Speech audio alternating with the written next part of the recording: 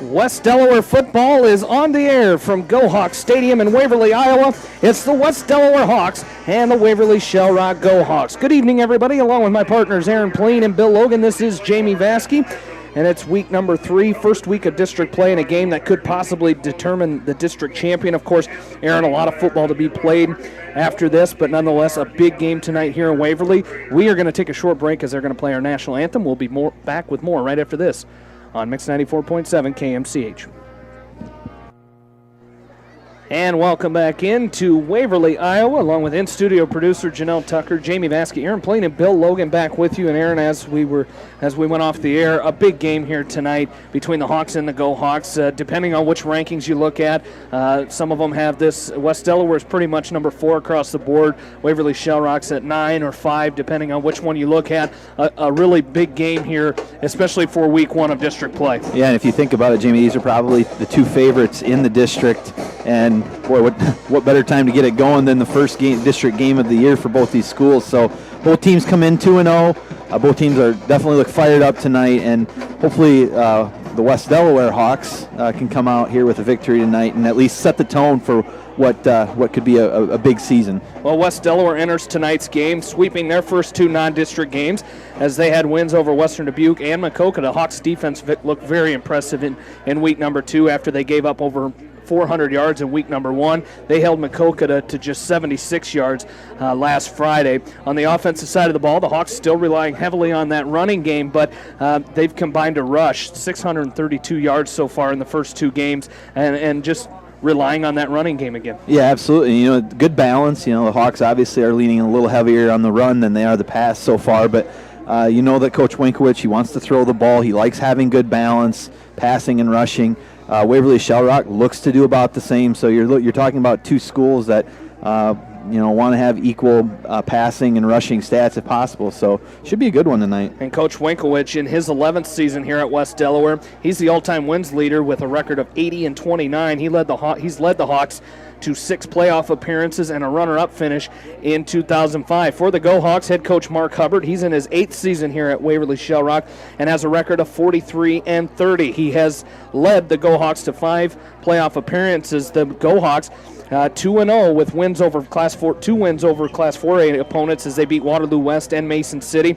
They haven't had those big offensive numbers as we talked about, but I tell you what, they're still winning those big games, and they look to continue that here tonight. As we've got Bill Logan down on the sideline, he was in the Hawks locker room before this game, and Bill, the Hawks look excited down there on the sideline, and with good reason. This is a big game here tonight. Well, it is, and the big thing that they were talking about is this is what we started working for back in June, and this is what we started working for back in May. This is what we started working for back in January. Tonight is the night that they're all looking for. First district game happens to be against one of the district favorites, so yeah, big game here tonight. And you were talking about how both teams high-powered offense. Well, the only way you have a high-powered offense is you got to be able to control the line of scrimmage. So that's going to be the key. Watch that tonight. Is, to me, whichever team can control the line of scrimmage and dominate what they want to do, or the other team stop the other team from doing what they want to do. That's going to be the key here tonight. Absolutely. Bill Logan down on the sideline. Good luck tonight, buddy boy. Have a good one, guys. As the Hawks will receive the opening kickoff. Deep to receive for the Hawks is DeAndre Daniels. Also deep for the Hawks, Dallin Putz and Max Ridenauer kicking off for the Go Hawks. Not a good start when you lose your program before the game even gets underway. Is Shane Schmud. And here we go. It's going to be taken by Dallin Putz. He goes across the field, right side. He's looking for the sideline. Got it at the 30. He's going to be run out of bounds near the 30-yard line. That's where the Hawks will start 1st and 10. Stone Schmudlock kicking off there. Dallin Putz on the return for this West Delaware offense to start this off. On the front, Colin Weber, Adam Newhouse, Ryan Solomon, Austin Monahan, and Colin Brown. The backs and receivers for the Hawks, Ryan Kelly, Dallin Putz, Austin Bishop, John Nagel.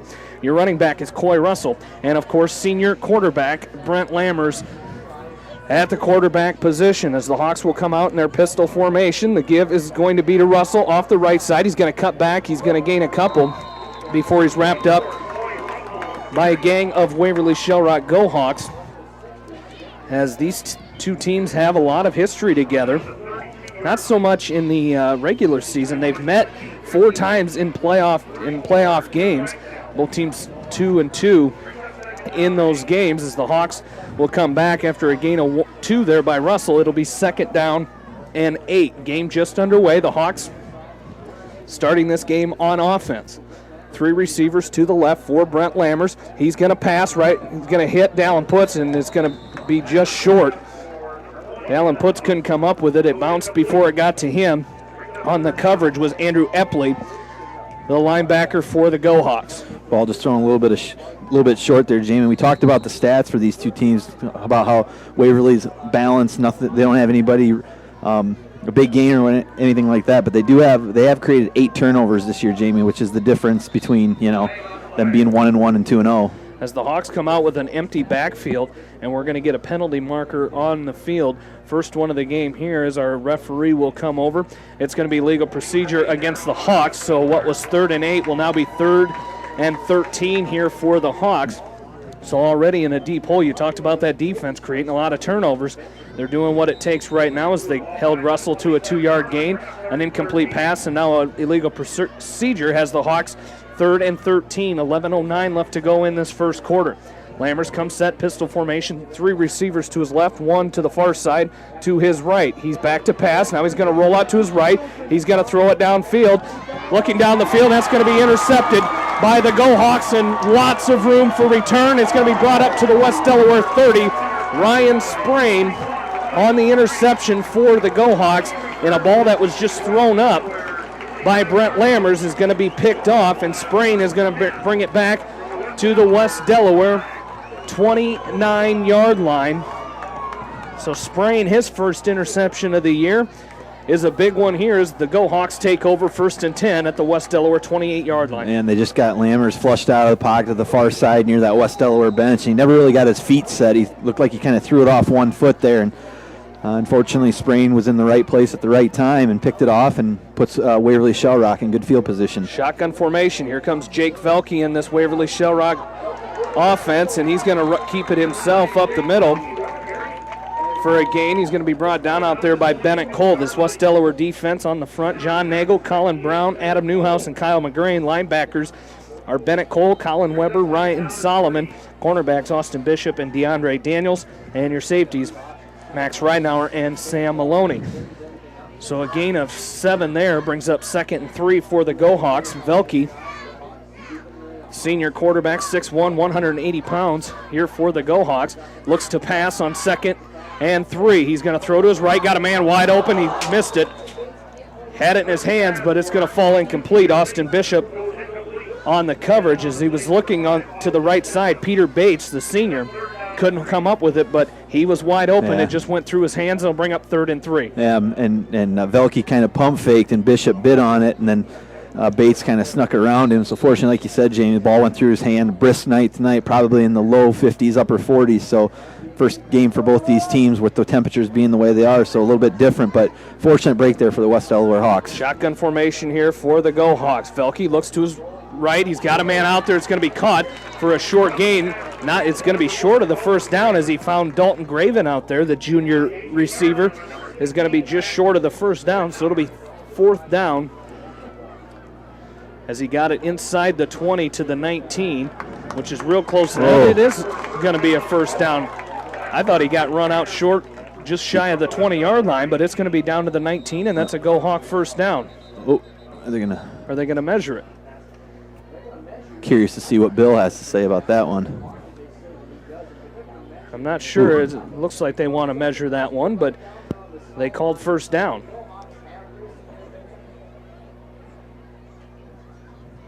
We don't have Bill right now. He's turned up. Yeah, they called the first down, but they don't have any hash marks on there. It's short. I mean, even the chain gang over here agrees that it's short. I know you love a field with no hash marks doing stats, yeah. As do I up here. Yeah, well, it's still short. Even without the hash marks, it's still short. I'm surprised as close as it is that they didn't measure that. So Look at that. It's going to be short. It's going to be 4th and inches here for the Go Hawks. Expect them to go for it here as it'd be a long field goal, and you're on the right, I guess, the right hash mark. They do have one on each. 2 on each yard marker, but I tell you what, we're going to go, the Go-Hawks are going to come set. Again, Velke, a left-handed quarterback here for the Go-Hawks. Hasn't thrown the ball a lot this season. Coming into this game, he is 17 of 33 for 210 yards, no touchdown, and 1 interception. So we'll see what the Go-Hawks do here. We've seen them run shotgun here. Usually you'll see them come out in a power wing formation, but now they're going to have double wings here, one back right behind Velke. And it looks like the Go-Hawks are going to take the first time out of the game. And this offense that Waverly will usually run, Aaron, is they've got one running back or fullback right behind the quarterback, and then they've got 2 guys lined up behind, a couple yards behind the tackles. So a lot of motion, Yep. A lot of optioning, a lot of fakes, a lot of Misdirection. pitches, and that's what they're going to do. But we've seen them run primarily out of the shotgun so far in this game. So we're going to get our first look at this offense, which so far has been productive for them this year. Yeah, and you know, and West Delaware, the Hawks have seen this before. It's not anything it's a new concept to them. It's just Waverly runs it, and they run it very well, and they run it efficient. So you know, the Hawks are going to have to be on their toes and be watching the ball more than anything else. So, but yeah, so hopefully the Hawks, the bend but don't break defense here, can come through here on this short 4th down. Well, West Delaware, school history, they made it to 19 playoff appearances. They had a state title in 1991. The Go-Hawks, 18 playoff appearances, state titles in 1990 and 92. Velke is going to send a man in motion. He's going to roll to his left, looking to pass. Now he's going to take it himself. He's going to run. He's going to pick up enough for the first down before Ryan Solomon, or excuse me, that's not Ryan Solomon. He's going to be brought down out there by Blake Schrader for the Hawks, but not before a first down up to the 14-yard line. So 1st and 10, Go-Hawks. And we mentioned these 2 teams met in the playoffs 4 times. Each of them they went 2-2 in those playoff matchups. Last time these 2 met was in 2011. The Hawks won right here in Waverly, 28-7. A fade route here, and that's going to be pass interference. Wow. No interference. Unless he was out of bounds. I don't know, but he was intended. They did a pump fake looking for Ryan Sprain. Max Ridenauer leveled Sprain out of bounds on the pass. So I'm not sure what they're... Yeah, you're right, Jamie. If he was out of bounds at first, then it's null and void. But yeah, he had no chance at that. So 2nd down and 10 here for the Go-Hawks. They have it at the West Delaware 14 as Velke comes set. Behind him in the backfield is Peter Bates. Sends a man in motion. They run into each other. Now Velke's going to keep it himself as it was a broken play by the Hawks. Adam Newhouse is going to come in and make the stop for the Hawks. There's penalty markers on the field. There's a penalty marker down on the field. We'll see what our official is going to call it, as we still don't have a call. This is a different officiating crew than we had in the first game, in the freshman game, excuse me, as we've had illegal shift against the Go-Hawks. So that'll be a 5-yard penalty. We mentioned last night West Delaware sophomores and the Go-Hawks. I tell you what a game that was, 35-32. The Go-Hawks scored with less than a minute left to go in that ball game. They were down 3. They scored a touchdown, went up 3, and the Hawks didn't have an answer. But what a game that was at Brown Field last night. Earlier tonight, the West Delaware freshmen, losing to Waverly Shell Rock 43-6, the final in that game. So we're looking for this Hawk varsity to turn the tide on these Go-Hawks here. It's going to be 3rd down. Well, they've got 3rd down on the marker there. It's going to be 3rd down. They're going to pitch it out to the right side. This is Sprain. He's going to pick up about 5 there before Sam Maloney and Bennett Cole come up to make the stop. Austin Bishop also in on that mix there. It's going to be a gain of 5. It'll be 4th down and 5 here for the Go-Hawks. It's this 3rd down on the scoreboard, but they have 4th over on our official chain gang, and they are going to kick a field goal here.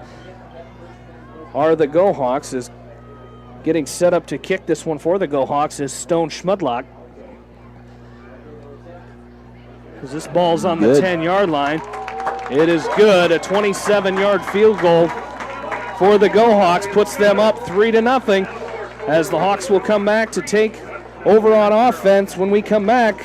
You're listening to West Delaware football from KMCH Sport to Waverly, Iowa, as the Hawks from West Delaware trail at 3-0. Jamie Vaskey, Aaron Pleen, Bill Logan back with you here as Max Reinauer is going to take this kick from Stone Schmudlock, and he's going to bring it up. There's a penalty marker down as Reinauer brought it up to the 28-yard line is where he was brought down, but a penalty marker laying at the 25. Looks like it's going to be against the Hawks here. As don't forget, stay tuned to KMCH after tonight's game for this week's area online and playback game of the week, as tonight North Lynn is hosting Starmont in Troy Mills. Join John Swisher and Tony Marbach with the action on Eastern Iowa Sports Station. You can hear that right now on KMCH.com or hear it after our game here tonight, as we're going to have a legal block in the back against the Hawks on that play. So that's going to back them up. They're going to mark it down. Start marking at about the 28-yard line, as our official's still talking out there. And Jamie, that scoring drive for Waverly there, 7 plays, 19 yards. Took advantage of the interception by Sprain. Took, like I said, 2 minutes and 15 seconds off the clock. Schmudlock with the 27-yard field goal puts Waverly Shell Rock up 3-0 here with 8:34 left to go in this first quarter.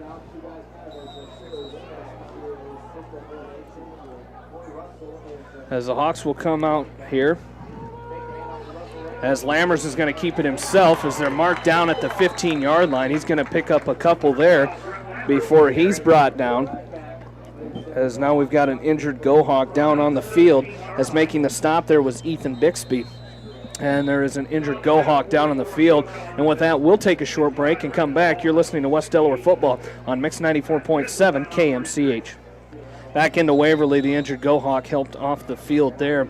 As we are back to action, as Brent Lammers comes set, we're going to send Dallin Putz in motion as he's going to go out to the far side and line up as a receiver. On this side is Ryan Kelly, as Lammers is going to hand off to Russell. Off to the right side, he's going to bring it up to the 20-yard line. That'll be a gain of 3 yards there. It is going to bring up 3rd down and 5 here for the Hawks. So the Hawks, again, continuing to try to work this running game and get that running game going. Have not been able to so far here, as the last drive, the drive ended in an interception thrown by Brent Lammers, as the Hawks will come set here on 3rd down and 5. Lammers is going to keep it himself off the handoff, or fake handoff to Russell, and he's going to bring it up to the 27-yard line, and that's going to be good for a West Delaware first down. So they're first of the game here. Lammers with a towel, trying to keep his hands dry. He's going to throw that to the sideline. He's had enough of that for one night already, as they're going to come set. Here, 1st and 10 from the Go-Hawk from their own 26-yard line. Pistol formation here for the Hawks. 3 receivers to the left. A tight end is Nagel, as they're going to give it to Lammers. Is going to fake the handoff again, and he's going to keep it himself. He's going to pick up about 5 yards there for the Hawks on 1st down, as he's going to be brought down by Joshua Burish. So a nice gain there by Lammers. Again, keeping these Go-Hawks off balance. They're thinking it's going to go to Russell. Lammers pulls back, keeps it himself, and he's picked up big yards in the last 2 plays. It'll be 2nd down and 5 here for the Hawks. 7 minutes remaining in this first quarter. West Delaware trailing 3-0. 3 receivers to the left for Lammers. Pistol formation. Behind him is Russell, and they give to Russell, and he's going to be dropped behind the line of scrimmage back at the 30-yard line. Coming up and making the stop was Ethan Bixby, and it's going to be a loss on that play for the Hawks. Back at the 31, a loss of 1 on that play. It'll be 3rd down and 6 here for the Hawks. And I like what the Hawks are doing, Jamie. They're trying to get that running game established. To Bill's point in the pregame, the team that sets the tone at the line is the one that typically has a proficient night, and the Hawks are trying to do that. So I like the game plan so far here early in this first quarter. As the Hawks will come set, 3rd down and 6. Lammers looks to throw. Now he's going to roll out to his right. He's going to be brought down at the 30. Another loss on that play is coming up from behind, and making the sack on Lammers was Gentry Miller, and he's going to drop Lammers, and it's going to bring up 4th down and 7 here for the Hawks. So 2 plays in a row where the Hawks have lost yards, and it'll be 4th and 7 now for the Hawks. They'll punt it away. So far the defense of this Waverly Shell Rock team has been giving that front of the Hawks fits as it's 4th down and 7. The Go Hawks thinking that the Hawks were going to go for it here as they waited late. Did Brent Lammers to back up as it's going to be taken at the 30-yard line, and brought down immediately was Dalton Graven, the junior, and he's going to be brought down at the 33, and that's where the Go Hawks will start 1st and 10. So nothing so far here for this Hawk offense with 5:28 left to go in this first quarter. It's 3-0 Waverly Shell Rock. Of course, they had the big interception on the West Delaware Hawks' first drive of the game, which they ended up starting that drive at the Hawk 29-yard line, got down to the 10, and were able to kick a field goal, and that's where we stand, 3-0. The Go Hawks will come set again. Shotgun formation here for Jake Velke, the senior quarterback. He's going to hand off up the middle. This is going to be given off to Joshua Burrish, the junior running back. He's 6 foot, 170 pounds, as he's going to be brought down out there by Alex Reitz. As the Go Hawks come right back at it, a gain of 5 there. It's going to bring up 2nd down and 5. They're going to throw out to the flat. It's going to be caught out there, as that's caught by Peter Bates, and he's going to be run out of bounds right at midfield. So that's going to be a gain of 13 there on 2nd down and 5. So another 1st down for the Go Hawks, and they come right back to it. The chain gang isn't even set over there, so this high-tempo offense here, they're getting back as quick as they can, and now Velke will come set with it again. Has looked like motion there on the right side. Velke drops back to pass, going to roll out. He's way back at his own 30-yard line. Now he's got to try to get rid of it, and he's going to throw it downfield, and that's going to be incomplete as he was looking over there to Dalton Graven. Sam Maloney on the coverage. That would have been a huge sack for the Hawks, as Velke ran all the way back to his own 30-yard line, 20 yards backwards, and was able to get it away. So it'll be 2nd down and 10 here for the Go Hawks. And good defense by that Hawks secondary of covering up the Waverly Shell Rock receivers and forcing Velke just to kind of throw an errant pass, and unfortunately the Hawks weren't able to get the turnover or whatever, but good defense by that West Delaware Hawk defense on that sequence. And we have a timeout for the Hawks. We'll take one as well. We'll come back. It'll be 2nd and 10 for the Go Hawks. You're listening to West Delaware football from KMCH Sports.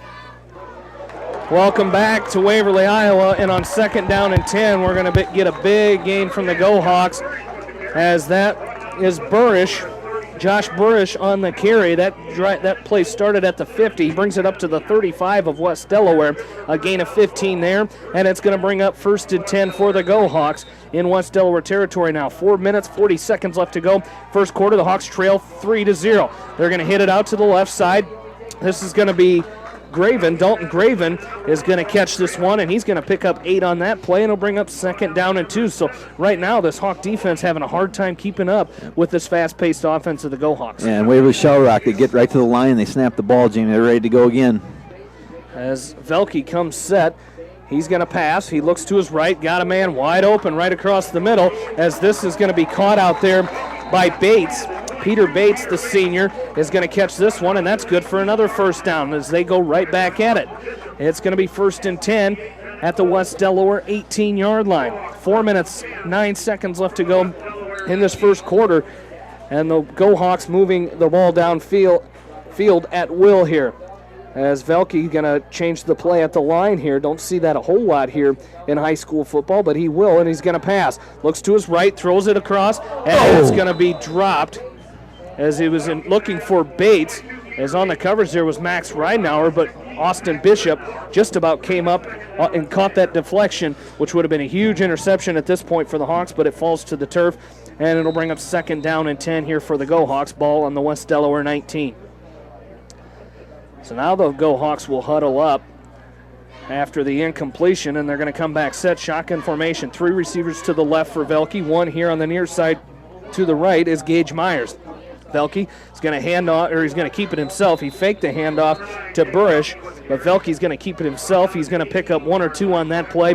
It'll bring up 3rd down and long here for the Go Hawks. This is what the Hawks needed It's going to be 3rd and 9 as Velke picks up 1. The Hawks defense needs another big stand here. Right now, the way Waverly Shell Rock's been moving it down the field, you hope they can get them to settle for another field goal here, or at least an attempt. Get a good push from that defensive line by the West Delaware Hawks and hopefully flush him out. As they have it at the West Delaware 18, 3:19 left to go in this first quarter. Velke drops back to pass. Now he's going to roll to his left, still looking downfield. He backs up. Now he throws it, got a man wide open.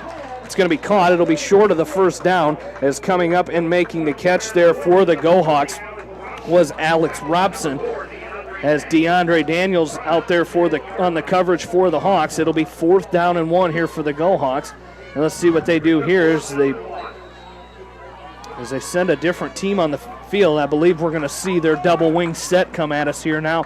Didn't see the kicker come out. Did not see Schmudlock come out here, so they are going to go for it on 4th down and 1. Their second 4th down attempt here. They're going to give the handout, They're going to give it up the middle to Riley Steckelberg, and he's going to pick up enough for the Go Hawk first down. So it's going to be 1st and goal here as they move inside the Hawk 10-yard line to the West Delaware 7. 1st and goal from the 7, 2:32 left to go first quarter. Waverly Shell Rock with a 3-0 lead. Yeah, and good push there by that Waverly Shell Rock, the offensive line. It just got enough there to pick up the first down, but again, that Hawk defense has been out on the field quite a bit here in this first quarter, Jamie, so hopefully they can get a stand here and force at least a field goal. As here we go, as Velke will come set. They're still in that double wing set. They're going to hand it off to Steckelberg again as he gets inside the 5 to the 4. He's going to be brought down out there by Drew Cole, another senior for the Hawks on that defensive side of the ball. And it'll bring up 2nd down and goal from the 5-yard line is where they mark Steckelberg down.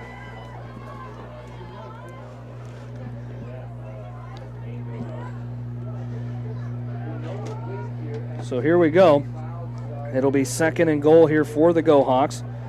Ball at the West Delaware 5-yard line. As Velke comes set, double wing formation here. As they send a man in motion, they're going to pitch out. That's going to be Bates. He's looking for the end zone. That's going to be down at about the 1 or 2 yard line. That's where they're going to mark him down as he was run out of bounds out there. As that DeAndre Daniels is going to come up and make the stop there for the Hawks, but a very tough 3rd down coming up here for the Hawks. As you would think the Go Hawks inside the 1. They're going to be, this is 2-down territory here if you're the Go Hawks. Yeah. Unless you have a big loss here, they are going to be going for it as Velke comes set under center. Now they're going to go with that power T formation as they're going to give it up the middle. That's Steckelberg, and he is in for the touchdown off the left guard there, and he goes in from 1 yard out for the Go Hawk touchdown. Makes it 9-0 Waverly Shell Rock with 1:29 left to go in this first quarter. And a quick efficient touchdown drive there by the the Waverly Go Hawks there, Jamie, and Hawks got some work to do now on the offensive side of the ball here, so hopefully they can get the ball back here at the end of this first quarter and put a scoring drive together. Steckelberg, an extra point is wide left as it's going to be 9-0. As Steckelberg, that's his 5th rushing touchdown of the season. It makes it 9-0 Waverly Shell Rock. We will take a break and come back. You're listening to West Delaware football on Eastern Iowa's sports station, Mix 94.7 KMCH. Along with in-studio producer Janelle Tucker, Jamie Vaskey, Aaron Pleen, and Bill Logan back with you as DeAndre Daniels is going to have to pick this up at his own 8-yard line. He's going to bring it out near the 20 as that ball was flirting with that out-of-bounds mark over on the far side of the field, but it stayed in, and Daniels had to pick it up. He's going to bring it up near the 20-yard line of West Delaware, and that's where they will start 1st and 10. And Jamie, that touchdown drive for Waverly Shell Rock was 13 plays, 67 yards, took 3 minutes and 59 seconds off the clock. Riley Steckelberg with the 1-yard touchdown run puts the Go Hawks up 9-0 with 1:25 to go here in this first quarter. And it's 9-0, 1st and 10 for the Hawks from their own 20-yard line. So Daniels did get back to the 20. Here we go. Lammers comes set. Pistol formation here. Behind him is Coy Russell. As Lammers coming set here, he's going to keep it himself. He's fights off one tackler. He's got some room. He's got it at the 30, 35, 40. Cuts upfield, gets a big block. He's going to be brought down across midfield to the Go Hawk 47-yard line. A good run there by Brent Lammers. A good block out there for the Hawks And that was Ryan Kelly on the block there. Downfield, did a great job and allowed Brent to pick up 5 or 6 more. And Brent did a good job of just planting that left foot and cutting it back upfield a little bit. That right there picked up an additional 10 yards. So great job there and great start to this drive. As the Hawks come set, Lammers is going to pass. He throws it out there. And a big hit on John Nagel as he's down. He's slow to get up here as that pass falls incomplete. It'll bring up 2nd down and 10 here for the Hawks from the Go Hawk 47. So 1 minute, 5 seconds left to go here in this first quarter as Drew Cole in at center here for the Hawks. So as normally that's Ryan Solomon's position as Lammers is going to fake and he's going to run in. First runs into his own offensive lineman. And then gets dropped for a loss, as I believe they just came right through the middle there. And he's going to be dropped for a 4-yard loss. It'll be 3rd down. Well, they're going to call it loss of 5 on that play. It'll be 3rd and 15 for the Hawks. 40 seconds left to go in this first quarter. Yeah, and that play didn't really stand a chance, Jamie. That middle, like you said, the middle of that offensive line for West Delaware kind of caved in, and Brent didn't really stand a chance as far as getting any advanced yardage. So big 3rd down here for this Hawk offense. Hopefully they can convert and keep the drive going after a good start. So Lammers comes set as they're going to fake the handoff to Russell.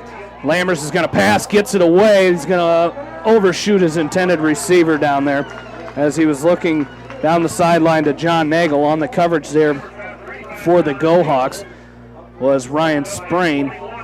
And it'll bring up 4th and 15 here for the Hawks. 14 seconds left to go in this first quarter. Lammers had good protection. He got it away, but I tell you what, you talk about a game of just seconds. 1 more second and he was going to get hit. I know he got hit right as he threw it, but he gets it away. Falls incomplete. It'll be 4th and 15 here for the Hawks as they have it back at their own 49-yard line. Lammers will come set. He will punt it away, and now Graven has to retreat back. Penalty marker on the field, as it looks like it will probably be a legal procedure against the Hawks here. So this Hawk offense, just not a lot of momentum here. They haven't been able to get anything going here in this first quarter, as it is a legal procedure against the Hawks. With 13 seconds left to go here in this first quarter, that will make it 4th down and 19 here for the Hawks. And like you said, take away that first down run by Lammers, Jamie, and the Hawks really haven't got a whole lot going here, so defense has to go back out in the field now. High snap and that's going to be hit. Lammers is hit after he punts it away, and he's going to help the defender up, as that should be a personal foul. Yes, it is, as the one who hit him was Gentry Miller. Came in, he just about got a finger on the ball, but he did not. He ran right into Lammers. That'll be a personal foul, 15-yard penalty, and will be good for, I believe that's an automatic. That's an automatic first down. Yep. Here for the Hawks,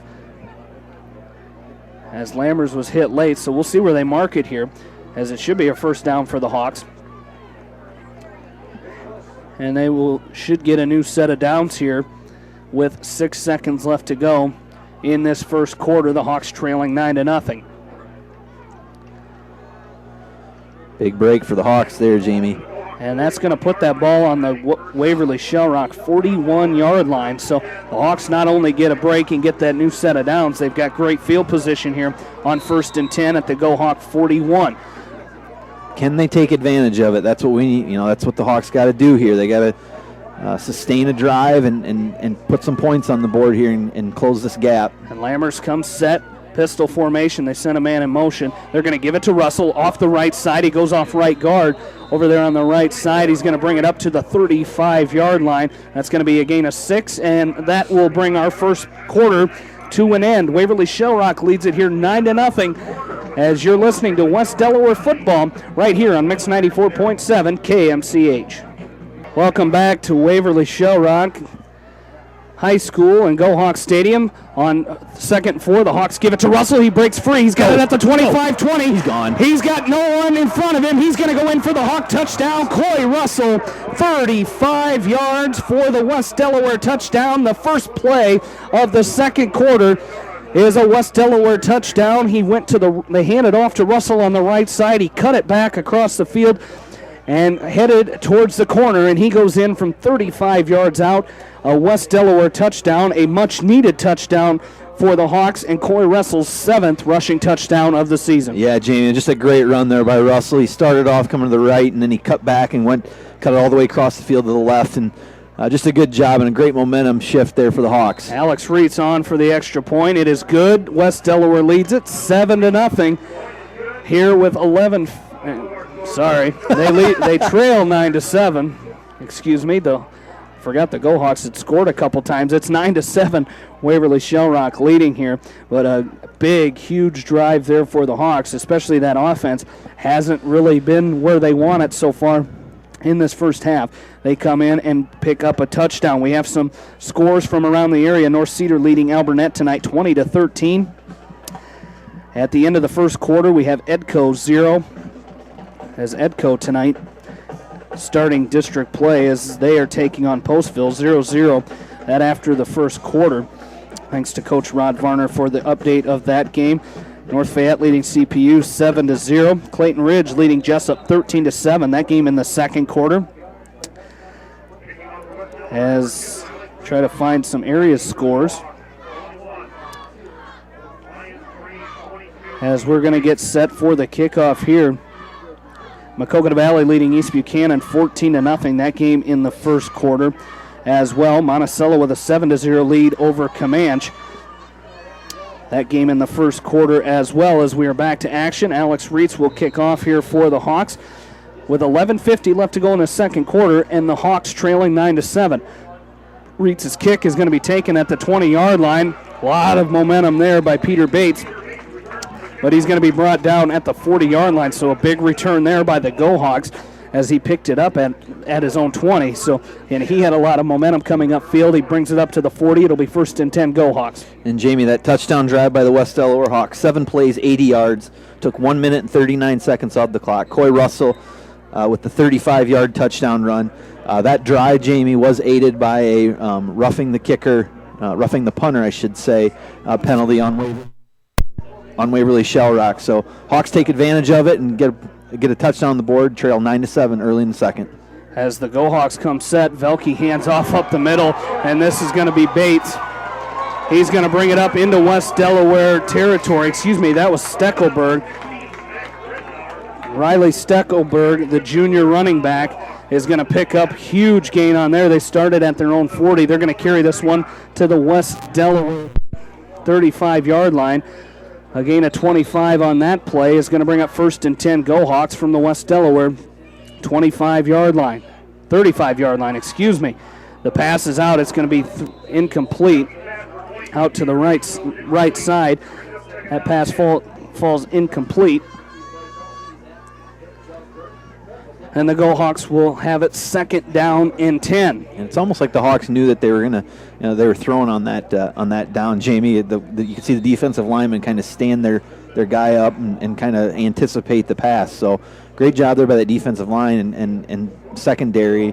And hopefully this is the start of getting a stop here for this West Delaware defense. As we see Ryan Solomon, he's on the sideline, so not on defense either. As they're going to give it to Steckelberg again. He's got it at the 25-20 inside the West Delaware 20-yard line. He's going to be brought down out there by Trent Curley, but not before he gets inside the 20 to the 18-yard line, and another Go Hawk 1st down. And it is anything fancy, Jamie. It's right up the gut. They're attacking West Delaware right up the middle, and probably I would assume that's right where Ryan Solomon would normally be. So Waverly Shell Rock exploiting something there, and hopefully the Hawks can get this fixed. Gain of 17 on that play there as Velke comes set. Now shotgun formation. Beside him is Steckelberg. 3 receivers to the right. Velke rolls to his right, looking to pass. He's going to be brought down. No, he's not. He's going to sneak out to the left. Now he's going to pump fake. He's got it at the 10. He's going to run out of bounds at the West Delaware 11 as he avoided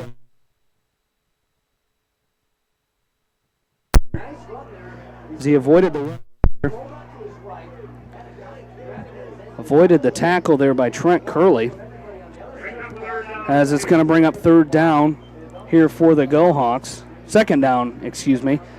That was 1st down. It's going to be 2nd down and 3 here for Waverly Shell Rock, as they've got it at the West Delaware They marked him down at the 12-yard line here, so Velke comes set. He's under center this time. Power T formation here for the Go Hawks. They're going to hand off to Steckelberg, and he's going to be wrapped up the middle. Nice job there by the Hawk defensive line getting in there and stopping that play. As Drew Cole in there for the Hawks. Max Ridenauer also coming out and helping out on that tackle. 10:37 left to go in the second quarter. It's 9-7. Waverly Shell Rock leading. Here it's going to be 3rd down and 2 here for the Go Hawks as they gained a yard on that play. So we'll see what they come out with here. It's Velke will come set. Power T formation. They're going to fake the handoff. He rolls out to his left. He's going to throw it. Oh, I'm not sure what happened. It looked like it got batted down. Yeah, it looks like. Well, he threw it, and it must have. The ball just.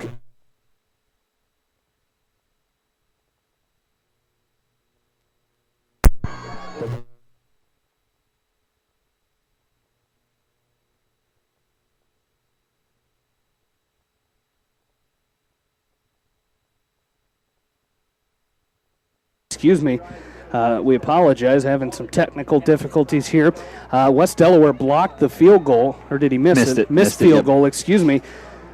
As Schmudlock came out to kick the field goal, and he missed it, so it'll be West Delaware ball as they held him on 3rd down, and they went for the field goal, and they missed it, so the Hawks will have it here. They give us to Russell off the right side. He's got it at the 20, cuts back, 25.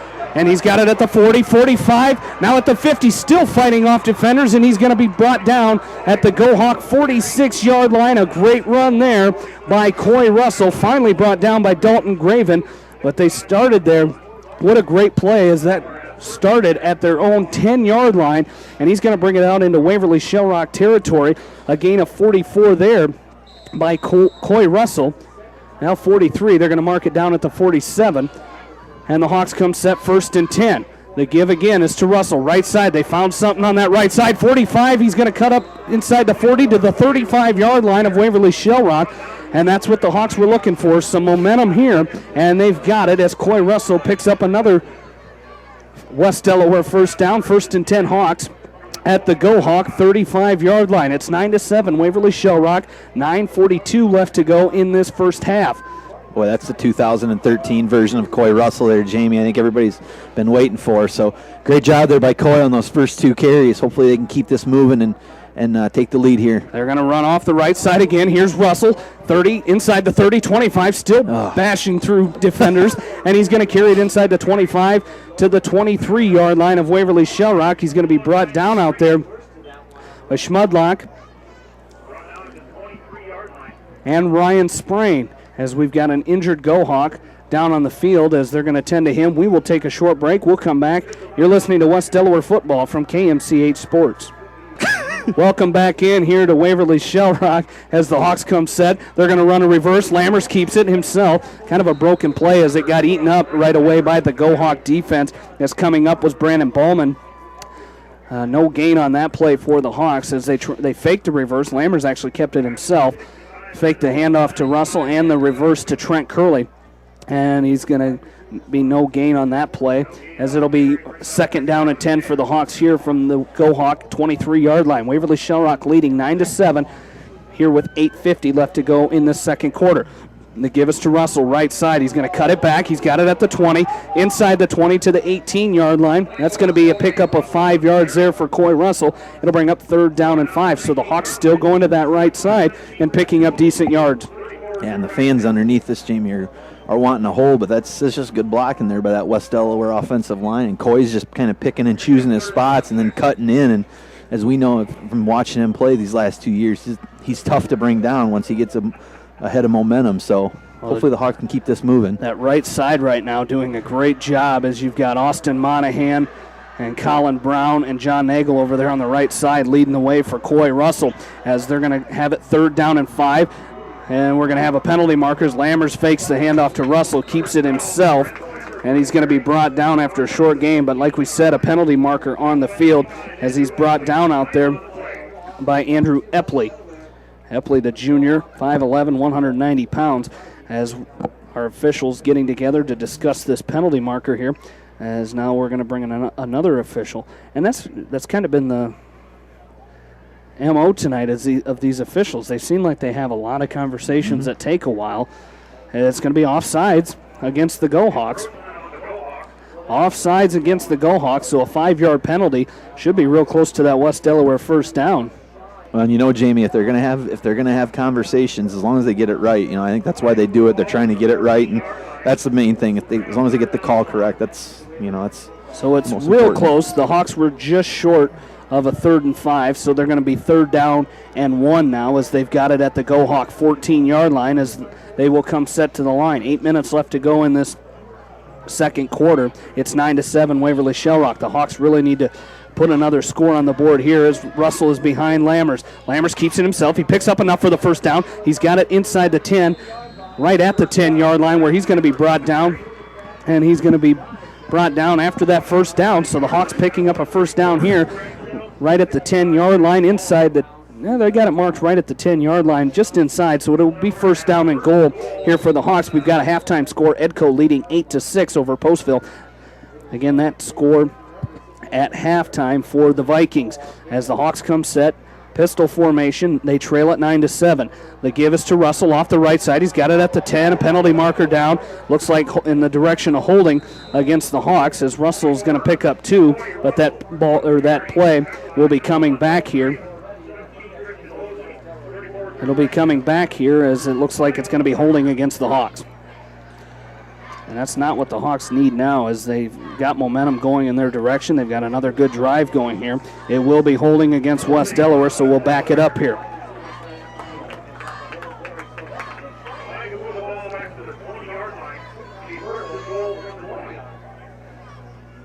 All right, Jamie, it takes the ball back all the way to the 20-yard line, so puts the Hawks in a long 1st and goal here.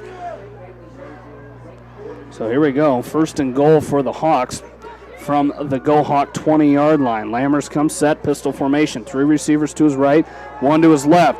Pressure's coming. They're going to get Trent Curley across the middle, coming on a wide receiver screen there, and he's going to be brought down after a very little gain. He might have gained 1 on the play, but it's going to be first down and goal for the Hawks from the 19-yard line. So it was a good play. They drew it up good. Curley did a nice job coming across the middle, but that defense of Waverly Shellrock shut it down as those linebackers came up to make a good play, a good open field tackle there by the defense of Waverly Shellrock. Now we see Coy Russell out as a wide receiver, and Dallin Putz and Trent Curley in there as well, as Lammers will pass on 2nd down. Got a man wide open. It's Trent Curley into the end zone. Touchdown, West Delaware. A 19-yard pass from Brent Lammers to Trent Curley makes it 13-9 West Delaware. What a play. What a pass and what a catch. Yeah, and beautifully drawn. And the offensive line, Jamie, gave Lammers a ton of time. He had probably another 3 seconds after he threw the ball, but great job there by Brent to just loft it out there. Curley was wide open. Trent did a nice job of hauling it in, putting the Hawks up late in this second quarter. We've talked about it before. Those are the hardest ones to catch when you're standing there all by yourself in the end zone, but Curley made the catch. The kick was nearly blocked, but it's good. Alex Reitz makes it 14-9 in favor of West Delaware with 6:41 left to go in this second quarter. We'll take a break and come back. You're listening to West Delaware football from KMCH Sports. Along with in-studio producer Janelle Tucker, Jamie Vasky, Aaron Pleen, and Bill Logan back. And speaking of Bill Logan, he fielded the kickoff from Alex Reitz as it went out of bounds right in his direction. Bill picked it up for no gain on the play, as it'll be a penalty actually against the Hawks. With 6:41 left to go, the Hawks leading at 14-9 after a great pass and great catch from Brent Lammers to Trent Curley. Yeah, Jamie, that touchdown drive, 10 plays, 90 yards after starting on their own 10. Took 3 minutes and 25 seconds off the clock. Brent Lammers to Trent Curley with the 19-yard touchdown pass after that holding penalty, which pushed him back. So great job there by that Hawk offense to kind of overcome a little adversity there. And with that touchdown, puts the Hawks up now 14-9 with 6 minutes and 41 seconds left to go in this second quarter. And I believe the Go Hawks have elected to have the Hawks re-kick it from 5 yards back, so Reitz will get another chance at it from his own 35 now. He will kick this one away. And a short kick here by Reitz. It's going to bounce at the 25. It's going to be picked up Yeah, that's going to be a good return. Just about broke it loose was Peter Bates. I believe that's Peter Bates on the return. I think it was Sprain, Ryan Sprain. It was Sprain, 21, Ryan Sprain. As Sprain brings it up to the West Delaware 45 on that return. A great return as it bounced at the 25. He picked it up, brought it up to the 45, and that's going to be where the Go Hawks start with it. 1st and 10, 6:35 left to go in this first half. The Hawks leading it 14-9. As Velke comes set, he's going to give it to Steckelberg up the middle. He's going to pick up 5 up to the right at midfield. As he's going to be brought down out there by Schrader. Blake Schrader, the junior for the Hawks, 6 foot, 268 pounds, brings down Steckelberg as they're going to pass here. Quick pass. Now he's going to go deep. He's got a man wide open. Curley was there, but he was behind, and now he's going to make a move, and they've got it at the West Delaware 15-yard line. Gain of 35 yards there. As Curley's going to bring him down, but not before a 35-yard gain by Alex Robson. As Curley was there, the ball was thrown up. He was just that. He thought he was closer. I think he thought that he was closer to Robson than he was. He turned around, and Robson was still 3 yards ahead of him. Velke's going to throws across the middle. He's got a man out there. He's looking for Robson again. Throws incomplete as it hit the turf at the 5-yard line. As Trent Curley there on the coverage again for the Hawks. So 2nd down and 10 here for the Go Hawks from the West Delaware 15 with 5 minutes, 58 seconds left to go. And the Hawks leading 14-9. Yeah, and that last play there, Curley looked like he just kind of got twisted up a little bit.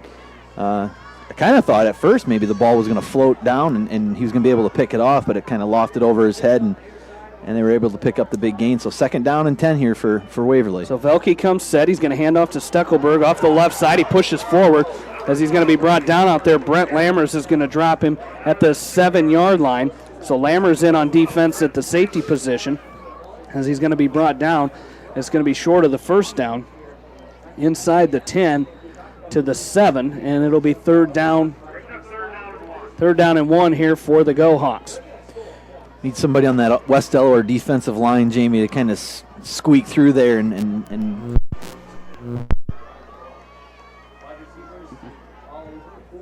as the Go Hawks come set, we apologize again as they're going to give it to Steckelberg. He's got it inside the 5. He's going to pick up the first down as making the stop out there for the Hawks. As Drew Cole's going to be the one to bring him down out there. As it'll be 1st and goal at the 3-yard line here for the Go Hawks. As we're 5 minutes, 12 seconds left to go here in this first half. The Hawks leading at 14-9. At halftime, we'll catch up with West Delaware freshman coach Bob Morris. We'll also take a look at some former Hawks playing in the NCAAs. As Velke looks to pass, under pressure, he throws it away. Out of bounds.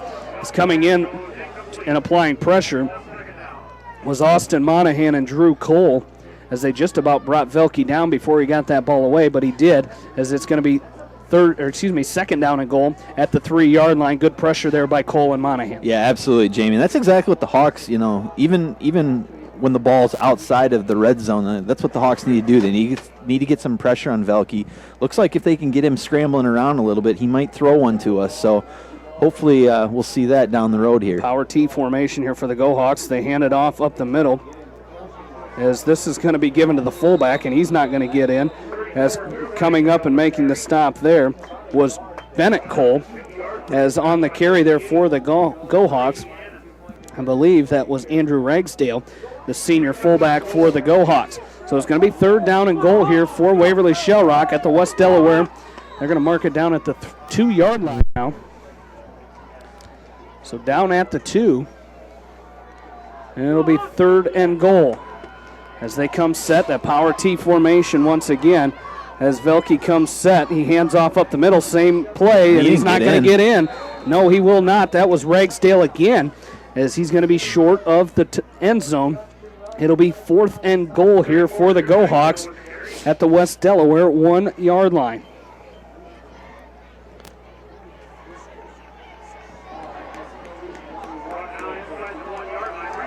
As it looks like the Go Hawks are going to go for it here. The Waverly Shellrock crowd is on their feet. They're trying to push these boys into the end zone. That Hawk defense looking to make a stop here. Velke under center. 3 backs right behind him, lined up in a T. Velke hands off up the middle. They give it to him again. I don't think he did not got get it. in. Absolutely not. He did not, as they gave it to Ragsdale again, and it's going to be short. West Delaware will take over. 1st and 10 at their own 1-yard line. So 3 plays in a row, they give it to Ragsdale, and he stopped all 3 times. What a great stand by that West Delaware defense. Just a fantastic job, Jamie. 3 plays inside the 3-yard line, and the Hawk defense stands tall. Boy, if you're Coach Wink and Coach Coates and the staff over there, you just got to be proud of those guys for stepping up and really shutting down Waverly Shell Rock once they got inside that 5-yard line. Now let's see if the Hawks can take that and move the ball. They got to go almost the full length at 99 yards, but we've seen this Hawk offense tonight, even the last 2 drives, perform well. So hopefully they can continue to keep doing that. Whether you're a coach or you're in the stands or you're listening in Manchester, Iowa, you're very happy with what the West Delaware team just did right there. As it's going to be 1st and 10 from the 1-yard line. There's penalty markers on the field.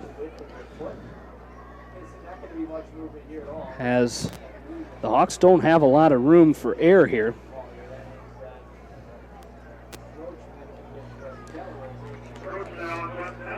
Encroachment on West Delaware. It's offsides against West Delaware. Encroachment is a defensive call. Yeah. So it'll be offsides against the Hawks as they lined up offsides. As it'll be 1st and 10. Well, they couldn't back up any farther, so as they're on the 1-yard line, 1.5-yard line now, as Lammers will come set under center this time. As it looks like the Hawks jumped again, and that's going to be on the right side, as that play shouldn't have ever happened. The Go Hawks say they have it, but as the flags were blown before the whistle, so again the Hawks. I'm not sure what Bill Logan marks that as. You can't really call it a 5-yard penalty when they're at the 1-yard line twice in a row, so we'll have to see what Bill does on that. If you still mark them 5-yard penalties or half-yard penalties. So here we go. You can't give them anything on that. They do it. They give them a penalty now, it'll be safety. As the Hawks come set, they're going to try to get it off here. Again, they just have no room for error here, as they're going to call a timeout. They were trying to draw the Go Hawks off sides. It didn't happen, and the Hawks will call a timeout here. So flag flew there, too. Did one of our guys jump again? Oh, that's going to be offsides. They did get the Go Hawks to jump off sides. That's what they wanted. So a 5-yard penalty against Waverly Shell Rock is going to bring the ball out. We'll take those kind of penalties all day, the ones that move the ball away from the end zone a little bit. So 1st and 5 here for the Hawks. They have it at the Go Hawk 5-yard line. Lammers comes set. Now we can go back to our pistol formation here, not under center. This time for the Hawks, as Lammers will come set. The give is to Russell off the right side. He cuts back to the left. He's getting to the outside. He's got some room, 15, 20. Couple men to beat. A nice block by Kelly upfield. He's got it at the 35, up to the 36-yard line of Waverly Shell Rock. A gain of 31 yards on that play is going to be good for another West Delaware first down. Great run by Coy Russell. Great vision to cut to the left side. Yeah, and he just keeps those legs churning, Jamie. It's just amazing to watch him run. I think this is the Coy Russell that we were waiting to see. He did have 200 yards last week, but boy, I'll tell you what, this has been pretty impressive in this first half tonight for Coy Russell, and that's just a great gain there. That gives the Hawks a lot of breathing room, gives them a little momentum now, and hopefully they can continue to keep using this. But you're absolutely right, and the blocking by Ryan Kelly, that's the 2nd or 3rd time we've called his name blocking at the receiver position, and that's the difference in a 30-yard gain versus a 50 or 60-yard gain. So Lammers comes set, pistol formation. They give us to Russell. Up the middle, he cuts out to the right side. He's going to bring it back. The ball's on the ground. They're going to call him down. They're calling him down. The whistle blew. They called him down. I think the Hawks catch a break there. Yeah. The Hawks definitely caught a break there, as it will remain West Delaware football. As they're going to call it a loss of 1 at the 35-yard line. So it'll be 2nd and 11. The Waverly fans here saying that the ball was out before he was down, and I think they're right, but the Hawks catch a break. 2nd down and 11, 2:30 left to go. First half, the Hawks lead it 14-9.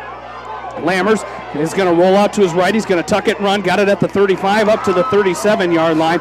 He's going to be brought down out there by that Waverly secondary. Coming up and making the play was Andrew Ragsdale. And he's going to bring it up. It's going to be 3rd down and 9 here for the Hawks. But good decision there by Lammers, Jamie, to tuck it and run. There wasn't anything out there in the flat, so he just tucked it and ran. The Hawks will throw on 3rd and 9. Lammers looking to pass. Now he's going to go deep, looking for Nagel downfield. He's got him at the 20, 15, 10, breaks a tackle into the end zone. John Nagel for the Hawk touchdown. What a play there by the Hawks. A 63-yard pass play from Brent Lammers to John Nagel, as Nagel caught it at the 20 of Waverly Shellrock, and he went in from there as he broke one tackle that was hanging all over him, and he goes in the rest of the 20 yards for the touchdown. Hawks lead it 20-9. Yeah, and you got a target out there, Jamie, 6'6", 6'7". It's an advantage. That's advantage him, and great job there by Nagel to just look the ball in and take it in for the rest of the way. Alex Reitz on for the extra point. It is good. The Hawks lead it 21-9. 1:39 left to go, second quarter. We'll take a break and come back. You're listening to West Delaware football from KMCH Sports. As the momentum train shifting into West Delaware's favor here right now as they lead it 21-9.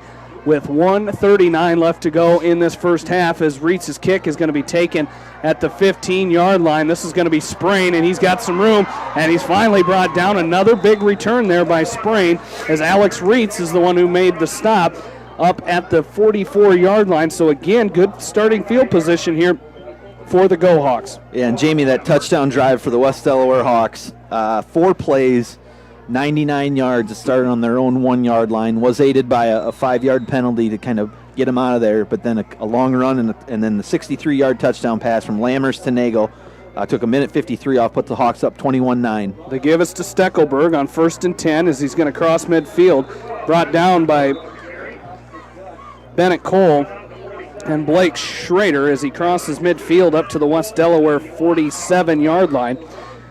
And it'll be 2nd down and 2 here for the Go Hawks as Velke comes set. Shotgun formation. He looks to pass, throws across. He's got a man out there. He's going to catch it, but down immediately as he was rolled over and fell on the ground after catching that ball. Out there making the catch for the Go Hawks was Peter Bates. So a nice job there by that Hawk defense. 3 huge plays on defense, stopping the Go Hawks inside the 2-yard line twice from the 1-yard line. As Velke comes set, he looks to throw, quick pass right side. He's got Bates again. As Lammers is in pursuit, he's going to be brought down inside the West Delaware 30-yard line up to the 28 of the Hawks. So the Hawks in a similar situation they were just in. Waverly moves the ball right up the field. The Hawks have been good against the run, but those quick passes have been what's hurting the Hawks here in this game tonight. 55 seconds left to go. The Hawks leading 21-9. Velke comes set. Shotgun formation. They give us to Steckelberg. Off to the right side. He breaks a couple tackles. Lammers is finally going to come up and put a big hit on him up near the 25-yard line to the West Delaware 24. So clock continues to run here. 40 seconds left to go. The Go Hawks with 2 timeouts as it'll be 2nd down and 5. As Velke comes set. Shotgun formation. Next to him is Riley Steckelberg. Steckelberg, the junior for the Go Hawks, and I believe some movement here, as it looked like here on the near side that was Alex Robson took off early. And it's going to be offsides against the Go Hawks. Offsides against Waverly Shellrock, so that 5-yard run by Steckelberg is negated by the penalty. It'll be 2nd down and 10. 31 seconds left to go in this second quarter. Again, the Hawks coming back after being down 9-0. They lead it 21-9. And now we're going to get a timeout by Coach Hubbard. He's going to come out and talk to his offense. As we remind you again, halftime, we're going to catch up with Bob Morris, the West Delaware freshman coach. We'll talk about former West Delaware Hawks in the NCAA level and talk about games going on this weekend as the Hawkeyes and Cyclones going at it. Adam Reth and the UNI Panthers traveling to Hawaii. Been seeing some of the pictures that he's been taking out there. They went to Pearl Harbor today, got to see that. Got a picture of the stadium that they'll be playing in tomorrow, so really cool experience for the UNI Panthers there. Sam Lara, big game last Saturday. We'll talk about that for the Co-Hawks. Brandon Domeyer and Michael Bolke, we'll talk about them as well, as they're playing up right here in Waverly tomorrow for Wartburg College. Trey McTaggart, Cole Stephen playing at Upper Iowa, and Jack Curley and Brandon Becker playing at Grandview, and of course Timmy Tutton playing at Ellsworth. We'll talk about all those guys here at halftime, and also we'll catch up. We talk to Coach Bob Morris, and we'll talk about some other things going on here. Of course, that game right here on KMCH tomorrow between the Hawkeyes and the Cyclones. Velke comes set, 2nd down and 10 after the timeout. They throw out to the left side. That's going to be Robson. He's going to be brought down at the 25, so no gain of 4 on that play. As Max Ridenauer came up to make the stop, it'll be 3rd down and 6 is a gain of 4 on that play. 10 seconds left to go. Velke coming set. They're not calling a timeout. 6 seconds left to go. They're going to go to the air. They throws it downfield, and that's going to be intercepted. They're going to call a penalty on Ridenauer. He picks it off. He's running, but they're going to say he pushed off as the pass was intended for Robson, but that pass is going to fall into the arms of Max Ridenauer. But a penalty marker down will be pass interference against the Hawks. So the Go Hawks will have one more shot at it, as time has expired. So we're going to get pass interference against the Hawks. So they're going to get one more play before we head to halftime. Again, West Delaware leading at 21-9 here. And now I believe they're going to send out the field goal unit, as they're going to send out Stone Schmudlock. They're going to send him out to attempt the field goal here for the Go Hawks. Let's see where they mark it after the penalty against Ridenauer.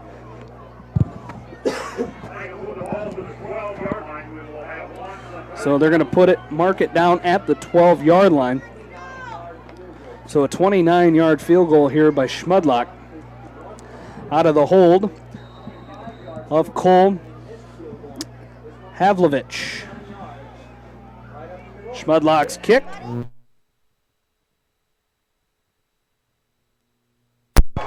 is good, as the field goal is good, as that will do it for our first half. 2 field goals here for the Go Hawks in this first half, but the Hawks with 3 touchdowns, 3 extra points, they lead at 21-12 here as we go to halftime. We'll catch up with Bob Morris right after this. You're listening to West Delaware football on Eastern Iowa Sports Station, Mix 94.7 KMCH. Welcome back into halftime here. West Delaware leading Waverly Shell Rock 21-12 here at halftime.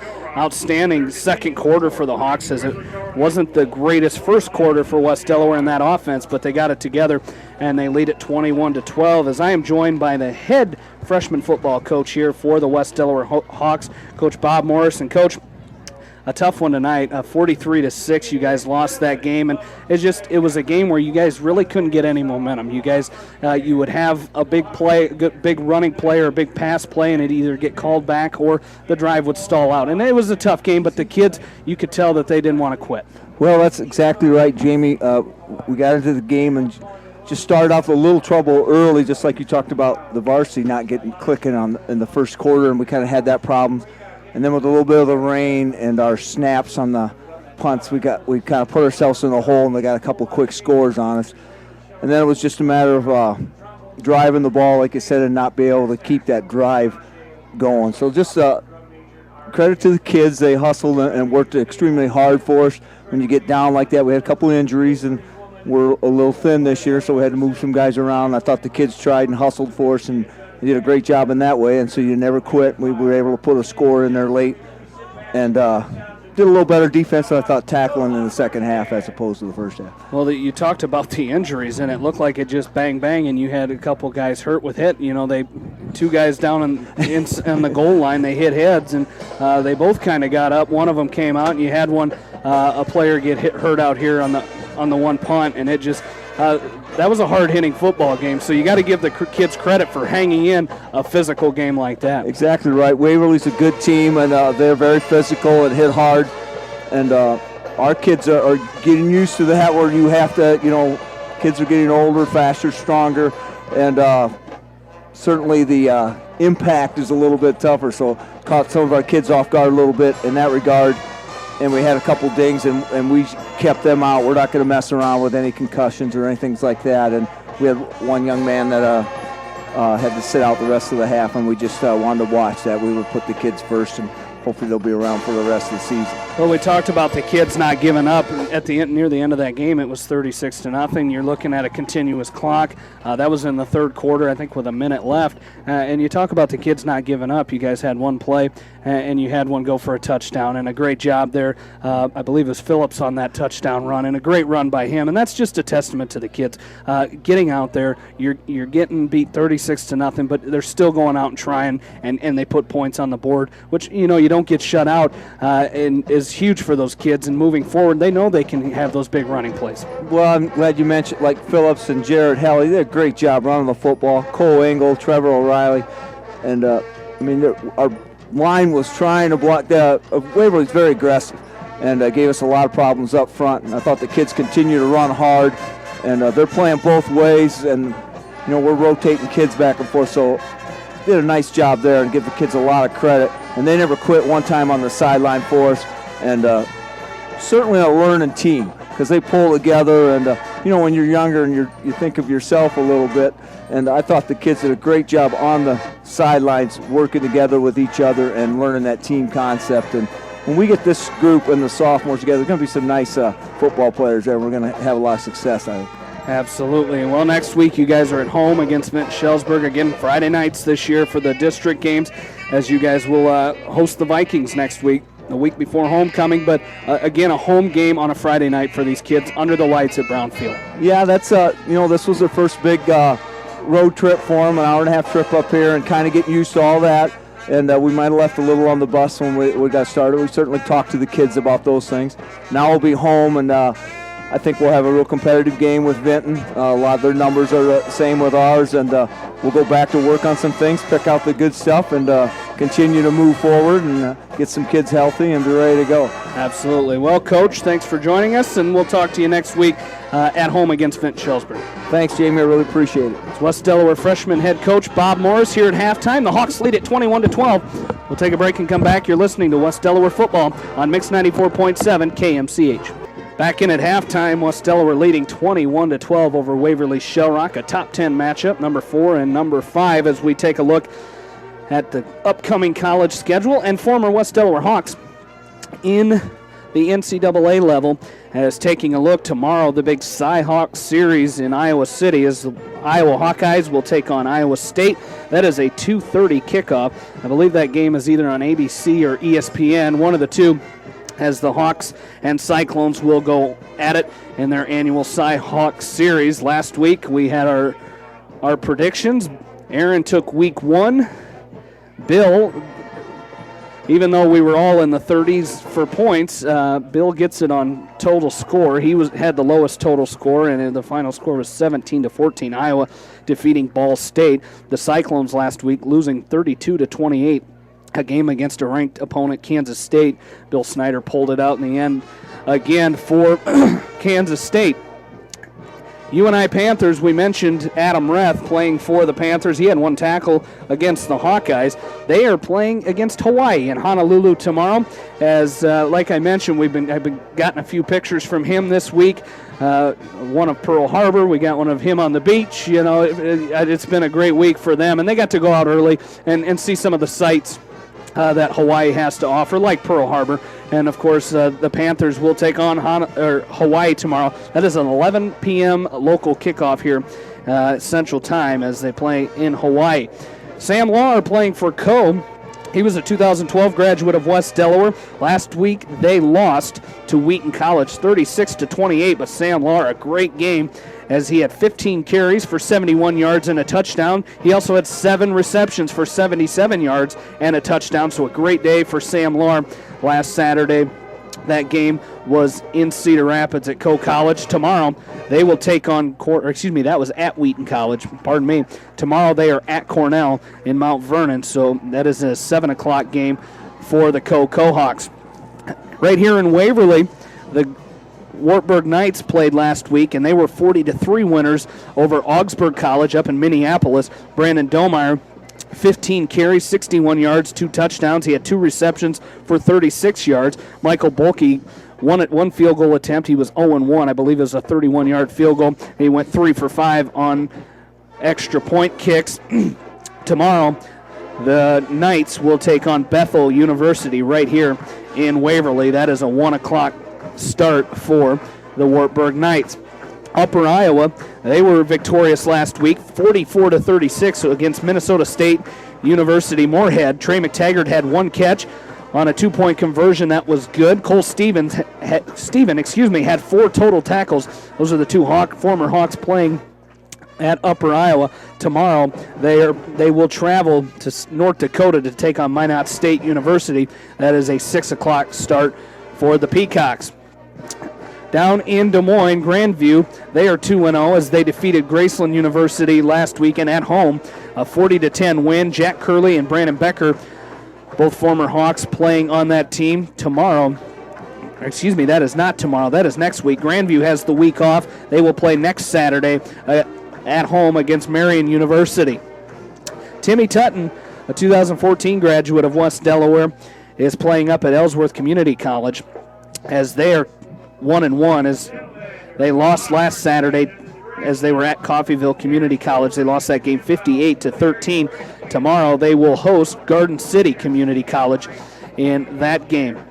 Don't forget, you can find out what all of the area football coaches from around our area have to say about tonight's game tomorrow morning at 9 on the Coach's Corner with Kevin Shookman right here on KMCH. And as long as we're talking about schedules, a full schedule of high school sports and West Delaware sports coming at you this week, as tomorrow the boys and girls cross-country teams will be at North Fayette Invitational. That starts at 9 o'clock up in West Union. That game, or that meet, North Fayette Invite tomorrow in West Union.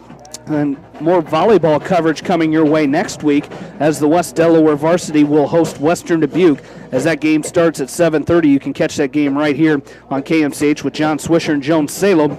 But of course, the West Delaware varsity team will be playing at the Applington Parkersburg Invitational tomorrow starting at 9 o'clock. Also, West Delaware freshmen hosting their home invitational tomorrow as well, and I get to go up to that. I get to watch my sister play in a couple games, and then I get to head down to Chicago, the old stomping grounds of Aaron Plain. Watch Garth Brooks in concert tomorrow. I know you're jealous. I am. I know Janelle's sitting back at the studio. She's jealous, and you guys should be. I'm a big Garth fan. I'm missing the Hawkeyes for it. That's how big a fan I am. As we try to get some scores, Maquoketa Valley leading 40-0. That was a halftime score as Maquoketa Valley tonight. Maquoketa Valley, is taking on East Buchanan, and that was a 40-0 halftime score. Halftime, we also had another halftime score. Edco was leading Postville 8-6 at the half. We'll try to take a look and see what we got here for updated scores from around our area. As at last check, Alburnett was trailing North Cedar 20-13 was the score in that game. As we talked about, we like this Iowa Prep scoreboard, but they used to do it by classes last year. Made it much easier. Now we've got, it's kind of split up into just a couple pages here. So we will, Alburnett now trailing 41-13. The Anamosa Blue Raiders up 17-7 against Tipton. And that's at halftime. So Anamosa is 1-1 on the season. They're up 17-7 over Tipton right now. Cedar Rapids Xavier leading Solon at halftime 21-0. North Fayette at halftime leading Center Point Urbana 12-0. As Clayton Ridge with a 13-7 lead over Jessup. That game in the second quarter. Independence with a 3-0 halftime lead over Decorah. That game in Decorah tonight, as that's Class 3A District 3 action for you.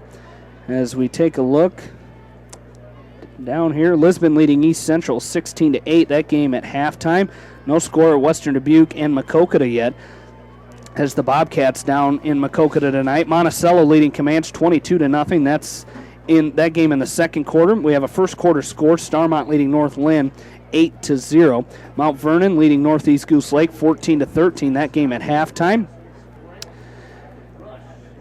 As we take a look at some of these other scores, other 3A District 3 scores, Charles City leads Vinton Shellsburg 20-3. The score in that one, that game and at halftime. And that is all the scores we have as the Hawks have come back out onto the field. And with that is the re-entry of Bill Logan, who was down on that Hawks sideline. He went into the locker room at halftime. And Bill, not a great first quarter by the Hawks. Kind of what we saw last week, the offensive side of the ball. The Hawks struggled getting things going, but once they did, it was hard to stop that Hawk offensive line, who were making huge holes for number 24, Coy Russell. Yeah, they did, and they found something on their right side. We'll see if they can continue to exploit that here in the second half, or they've got multiple game plans. Just depends upon what Waverly's going to try to take away. They've done a tremendous job of scouting us. You saw that in the first quarter as they did a good job. First quarter, Russell 4 carries, 10 yards. Now at halftime, he has 11 carries for 135. So they're finding some things for him to do. And these coaches, there's just a thing of magic over there watching them, all the things that they do, all the adjustments that they do. The defensive coach is working, the offensive coach is working, and these kids just sitting in there just trying to take everything in that they need to make for some adjustments. And, man, you can't talk about what a better goal line stand, first and goal to 3.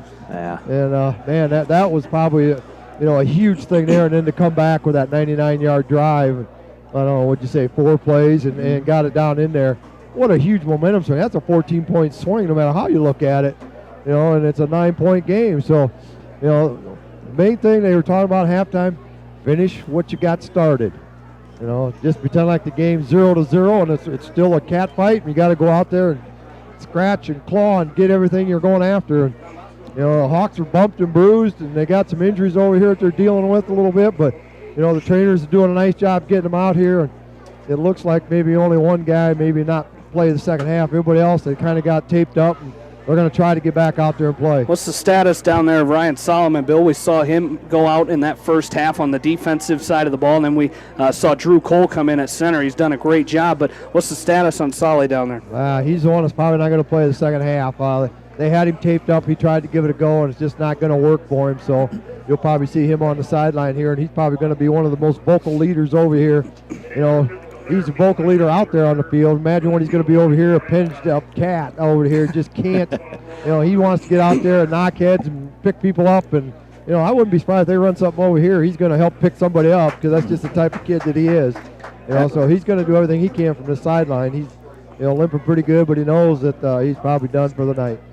All right, a good offensive performance there by the Hawks in that second quarter, and a great job by the defense to they had 216 yards of offense that second quarter. That was a great explosion, an 80-yard and a 99-yard drive. And those are the types of things. Those are momentum changers. Now we're going to see this third quarter. Waverly's going to get the ball first. So they're going to want to get that momentum back. So big defensive effort here right off the bat. This first series here for the Hawks. Absolutely. Hopefully the Hawks can try to tame down that fast offense that the Go Hawks have been coming out with, and a lot of quick passes that have been gone for completion. So hopefully see a little tighter coverage by that Hawks secondary here in the second half, Aaron. Yeah, absolutely, Jamie. And the Hawks kind of weathered the storm there in that first quarter. They weren't quite sure what they were dealing with. They weathered the storm pretty well, and now we get the third quarter kicked off, and hopefully the Hawks can keep it up. And Reitz will kick this one off. It's going to be taken by Graven, and he's going to bring it up near the 40-yard line. He's going to be brought down out there by the Hawks. That was Logan Mullen on the stop for the Hawks there, and the Go Hawks will take it 1st and 10 at their own 38-yard line. So we'll see what this Hawk defense can do here as they got Drew Cole in there on the front line for West Delaware. And I tell you what, you watch Drew Cole. He's an animal when he gets in there on that defensive side of the ball. As Velke comes set, they're going to come out with this double wing set, and they're going to pitch out to the right side. This is Strain, and he's going to bring it up to the 50-yard line. Sprain on the carry there. Ryan Sprain, the 5'9", 155-pound junior, is going to pick up a first down as he's going to bring it into West Delaware territory up to the Hawk 49-yard line. So, again, we're going to start seeing this a lot. They went with the shotgun in that first half. Now we're starting to see that double wing here where they're under center, and this is where they do a lot of their motion plays as Velke comes set. They're going to send a man in motion. That's Bates. He rolls to the left, and now Velke rolls to the left, throws downfield. That's going to fall incomplete. West Delaware football as the Hawks say they have it. They did. There was a penalty against the Go Hawks.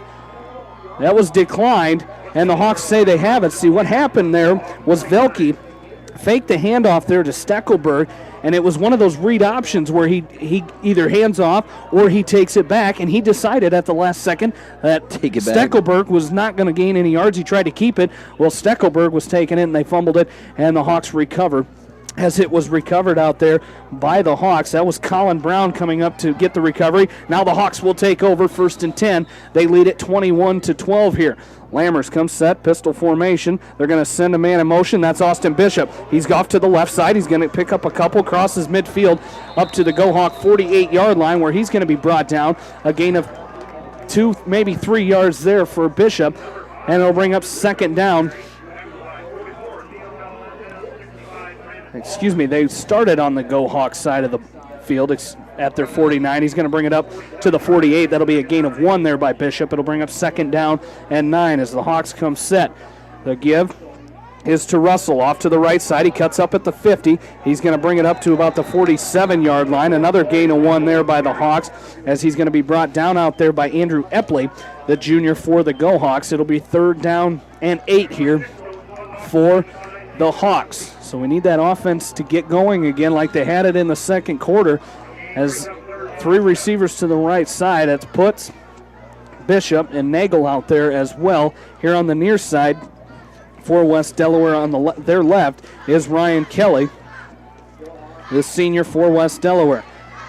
Pistol formation. It's 3rd and 8. Lammers looks to pass. Going to throw the fade route to Kelly. He's going to go up. Little contact here. This it was as Velke was on the coverage. He was pushing off on Ryan Kelly, and the flag was thrown as it will be, looks like it'll be against the Go Hawks here. And it looked like there was a little hand fighting going on there. I couldn't see their backs were kind of to us, so we weren't really able to see what was going on the inside of them there, but the official, saw something that he didn't like and threw the flag, so.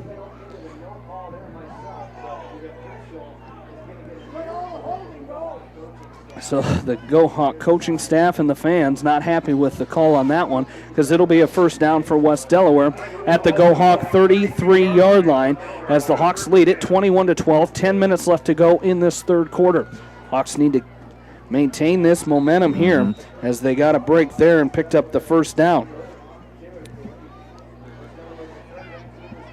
As Lammers comes set, pistol formation, 3 receivers to his right, 1 here on the near side. They give us to Russell off the right side. He cuts it up to the 30, across the 30, up to the 28-yard line of Waverly Shell Rock, where he's going to be brought down near the sideline, and that's going to be a gain of 4 yards there. It'll bring up 2nd down and 6 for the Hawks. And we mentioned the Hawkeyes and the Cyclones tomorrow. You can catch that game right here on KMCH. Pregame starts at 12:30 with kickoff at 2:30, as you can catch that game right here on KMCH after the Coach's Corner with Kevin Shookman. That starts at 9 a.m. tomorrow as he catches up with the area coaches. Bill Logan catches up with West Delaware head coach Doug Winkowicz as we are set. 2nd down and 6 for the Hawks. 9:20 left to go, 3rd quarter. The give is to Russell off the right side. He's trying to get out to the push out to the right side. He's going to bring it up to the 25-yard line. That's going to be a gain of 2. It'll bring up 3rd down and 4 here for the Hawks. And the Hawks continue to work that right side.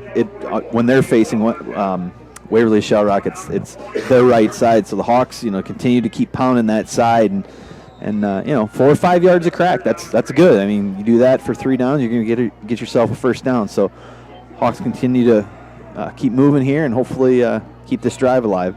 As Lammers comes set, they're going to give off to the right, cut to the left, and he's going to pick near the 20-yard line, and he's going to pick up enough for the West Delaware 1st down. As the Hawks tonight in their road white uniforms White uniforms with the black letters, or black numbers, orange lining around the numbers, black helmets, black pants, the Go Hawks. We talked about this in the pregame.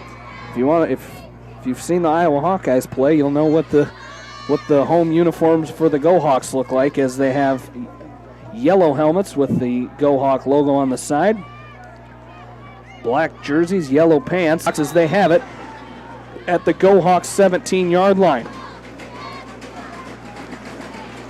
And Lammers will come set in the pistol formation, as the Go Hawk fans getting loud right here in front of us as Lammers comes set. He's going to give to Russell. He cuts to the left side. He's going to be wrapped up immediately.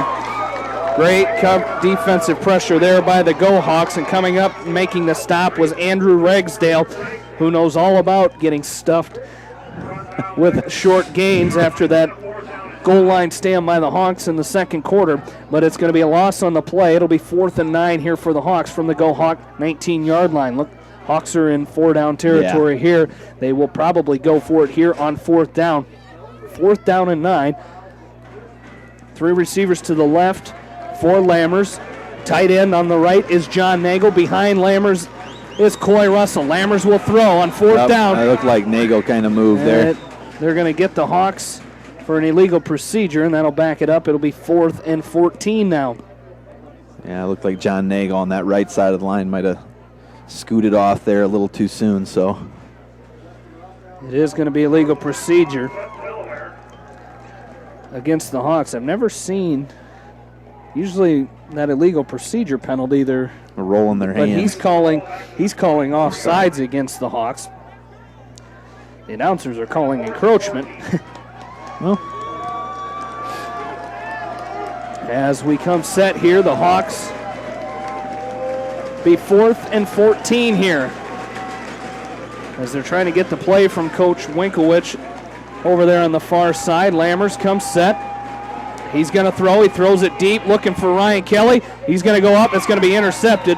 Jake Velke at the 1-yard line is going to intercept that pass, which is probably going to benefit the Hawks that he caught that pass, because it's either 1st and 10 for the Go Hawks at their own 24-yard line, or they're going to have it 1st and 10 at their own 1. So Velke picks that ball off at the 1-yard line, and the Go Hawks will take over 1st and 10.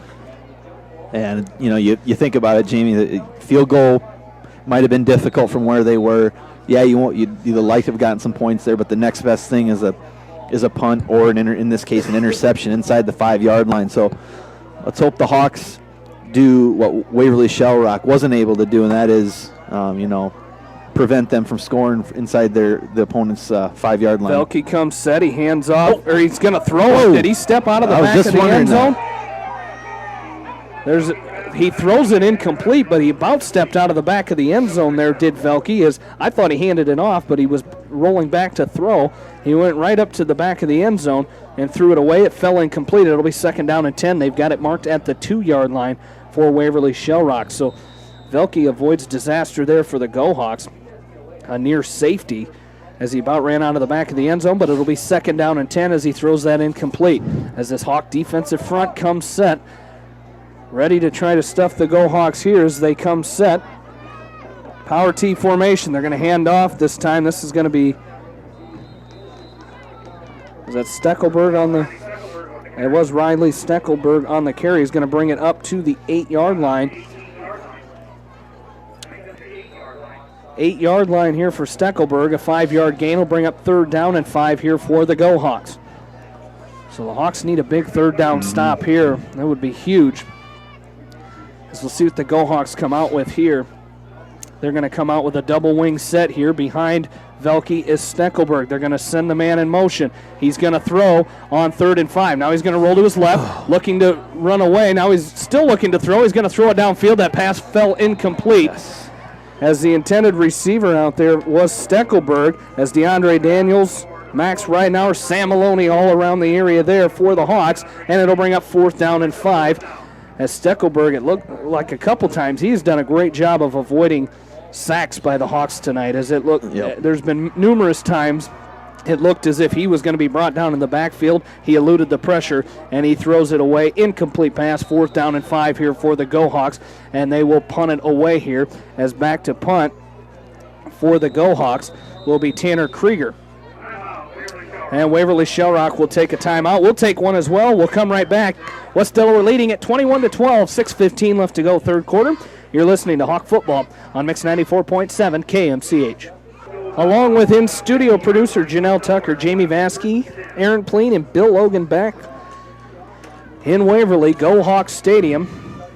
Incomplete pass from our official to the other official as he threw it to him, went right through the fingertips. Cold fingers tonight, I tell you what, as we're sitting here, as it is 46 degrees here in Waverly, Iowa. The Hawks lead it 21-12. Krieger's punt went out of bounds, bounced at the 40, and went out of bounds right at midfield, and that's where the Hawks will take over. First down.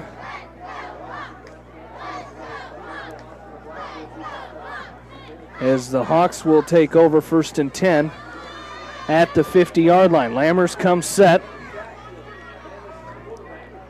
They just about hit Austin Bishop as he was going in motion. Lammers is going to keep it himself as they sent Bishop in motion from the near side to the far side of the field.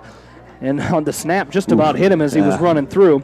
As Lammers keeps it himself, he's going to pick up 4 down to the 47-yard line of Waverly Shellrock. Yeah, disaster averted there, Jamie. It looked like Bishop was just going to take the direct snap and carry it to the far sideline, but Brent snagged it away from him and got a nice gain, 3-4 yards there. So here we go. The Hawks have it 2nd down and 6 after the 4-yard gain by Lammers. The give this time is to Russell off to the left side, and he's wrapped up. He's going to lose yards on that play. As wrapping Russell up was Andrew Epley. As Epley got in there and wrapped up Coy Russell before he could get back to the line of scrimmage. So a short, little loss on that play. They're going to give him a loss of 1. It'll be 3rd down and 7. 5 minutes remain here in this third quarter as the Hawks have it at the Waverly Shellrock 47 and a 21-12 lead here for West Delaware. As 3 receivers split out to the far side on the right side for Lammers. Behind him is Russell. Lammers will throw. A lot of pressure. He rolls out to his right. He's got to get it out away. He's going to throw it downfield. Jump ball, and it's picked off again. As another jump ball thrown by Brent Lammers, and that's going to be picked off by Ryan Sprain at the Waverly Shellrock 25-yard line, and that's where they will take over 1st and 10 as he was looking for Ryan Kelly again down the field, and it's going to be picked off, and the Go Hawks will take over again. Another turnover for the Hawks here, as I believe that's the 3rd interception of this game. Is that correct? 3rd interception for the Hawks. Sprain's 2nd of the game, and they take over 1st and 10. Here comes Velke. He hands off to Riley Steckelberg as Max Ridenour comes up to make the stop. It's going to be a gain of 1 on the play there. It'll bring up 2nd down and 9. Have a score update. Edco leading Postville 30-12. That game in the 4th quarter.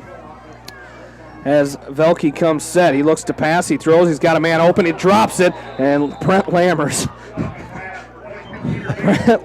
comes up and makes a huge hit on the intended receiver. That was Peter Bates. Bates was bobbling it a little bit. Lammers didn't care. He came up and put a big hit on him, and that pass falls to the ground. 3rd down and 9 for the Go Hawks coming up. Another big opportunity here for this Hawk defense as the Go Hawks have it at their own 26-yard line. 4:14 left to go, 3rd quarter. West Delaware with a 21-12 lead. And Brent just did a nice job there playing to the whistle. He hadn't heard the whistle yet, so he came in and put a lick on Bates. So great job there by Brent. Velke comes set. He looks to throw. A lot of pressure. He avoids it again. Now he's going to take off. Pump fake. And now he's going to run out of bounds right near the line of scrimmage as he was pressured out of bounds. Ryan Newhouse running him out of bounds there for the Hawks, as was Colin Weber. You know, Jamie, the Hawks are doing just a really, really good job of flushing Velke out of the pocket, but then also containing him so he can't get out and run into the open field. They're doing a great job of playing team defense. Give credit to this defensive unit for the West Delaware Hawks, Jamie. Just they got to be following the game plan to a T right now. As here's Krieger punting it away as Dallin Putz called for the fair catch, went up to catch it, realized it was about to go out of bounds, so he kind of jumped back and threw his hands in the air to avoid getting hit by that punt, and it's going to go out of bounds at the West Delaware 46, and that's where they will start with it, 1st and 10. So it's been a battle of the defenses here in this third quarter, as the Hawks at the end of the first half really had things clicking on offense, but both defenses have been outstanding here. As I tell you what, it appears to be getting colder down on the field, because when the Hawks huddle up, you just see steam rolling off of them as Lammers comes set here, 1st and 10.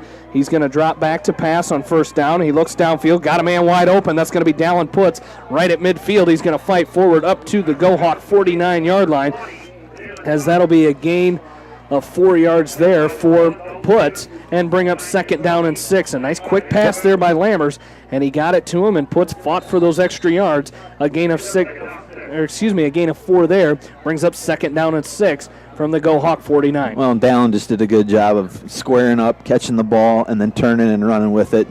Catch the ball first and then turn it upfield, and he did a great job. Lammers comes set. Low snap, he recovers. Now he's going to roll out to his right, throws downfield. He's got Trent Curley at the 45. He's going to fight up to the 44-yard line. Looks like it's going to be just short of the 1st down for the Hawks, as he's just short of the 1st down. Are they going to measure this? Yes, they are. You're almost right on it. I don't even want to hear from Bill Logan. I can see from here that we're short. Attaboy, good eyes. Yeah, we're waiting. Attaboy. I'll just confirm it for you, but great eyes up there. It's not really the length of the clipboard tonight. It's a little bit longer than that. Clipboards. Yeah. So it's going to be half a clipboard. Half a clipboard. All right. No hashes. Yeah, that's right. No hashes. They moved on the way out to the. They moved a little bit on the way out to the ball, but it's going to be 3rd down and short here for the Hawks, as they're going to move it out to the right hash, where the Hawks will have it, far side of the field. And it'll be 3rd down and inches here for the Hawks, as they come set with 3:15 left to go in this third quarter, and the Hawks leading 21-12. Gotta like the performance so far by the Hawks in this game. A big game, top 10 teams, first district game.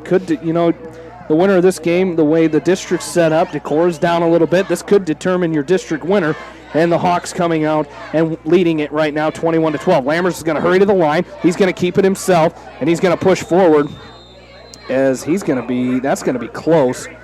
Depends on the spot here, but Lammers, see his feet are on the right side of the 45-yard line. We'll see what they give him, if they give him enough push here, as they're going to call 4th down. They're not even going to measure this. It's about in the exact same spot it was at before. So it's going to be 4th and inches again for the Hawks. And this is where see what they do here. Yeah, this is where you tell your offensive line, push. Give us a push. Let's go. Just give us a push. We need, we need 2 yards here. Give those guys up front the opportunity to make the big play here, have a big block. They've worked all week for this game here. I think Coach Wink looks like he's going to call a timeout. He is. The Hawks will take a timeout with 2:21 left to go in this third quarter. We'll take one as well. You're listening to West Delaware football right here on Mix 94.7 KMCH.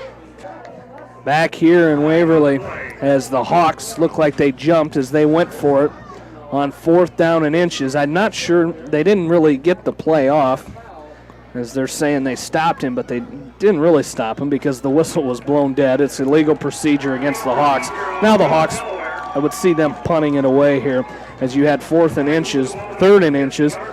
Tried to go just a keeper up the middle for Brent Lammers. He didn't make it. 4th down and inches. You take a timeout, and you come out and you jump off sides. So now you would think the Hawks probably punt it away here, see if Lammers steps back to punt. And now the Go Hawks are going to send somebody back. Low snap. Lammers handles it. It's going to be taken. That's going to go out of bounds. Nice punt by Brent Lammers. Goes out of bounds inside the 10 to the 7-yard line. That's where the Go Hawks will take over, 1st and 10. So the offensive or defensive battle continues here in this third quarter. Neither team has scored. The Hawks lead at 21-12 with 2 minutes, 12 seconds left to go in this third quarter. And Hawkeye fans, you get 90 minutes of Hawk football talk with the voice of the Hawkeyes, Gary Dolphin, and Iowa football coach Kirk Ferentz every Wednesday at 7 right here on 94.7 KMCH. As the Go Hawks come set, Velke, shotgun formation, he rolls to his right. Now he's going to looks to throw, and that's going to be a safety. Yeah, there we go. That's intentional grounding in the end zone. He's hurt too. And Velke is down, but intentional grounding in the end zone will be a safety. Yes, it is. Great job there by that West Delaware defense, Safety Jamie. Against the Go Hawks. Velke is up. It's definitely good news to see Velke jump up there, Jamie. Absolutely. You never want to see anybody get hurt like that. As the pressure came in, as he rolled to his right, and again, that's been one of the things that until there he's been able to avoid. He's gone back. He's running backwards to try to avoid the pressure, and he got away with it the one time when he went back 20 yards. But this time he went into the end zone, and the Hawk pressure came. He threw it away, but intentional grounding in the end zone is going to be a safety. So the Hawks will take the 23-12 lead here with 2 minutes 5 seconds left to go in this third quarter. And the Go Hawks will have to kick it away to the Hawks, a free kick coming up here as the Hawks will receive it. And now Coach Hubbard out to have a word with our officials. I'm not sure what the argument would be here, as it was intentional grounding in the end zone. He threw it away. No one was home. He wasn't outside the tackles. So it's going to be a safety against the Go Hawks, and the Hawks will lead it 23-12. 2:05 left to go in this third quarter. And we talked about it, Jamie. We talked about how that Hawk defense, those linebackers and that defensive line, how they do a great job of flushing Velke out. They've done a great job of moving him out of the pocket, but not letting him get loose and run around in the open field. They've kept him in there, kept him contained, and then they go in there, and this time they not only did they contain him, but they had a couple guys all over him, and he had no choice but to throw the ball, and being in the end zone results in a safety, and the Hawks now are up 23-12. Should get the ball in pretty good field position here, I would think. So, as they will kick it away, it is up on a tee, and getting set to kick this one away as they'll kick it from their own 20-yard line, and kicking this one away will be Stone Schmudlock.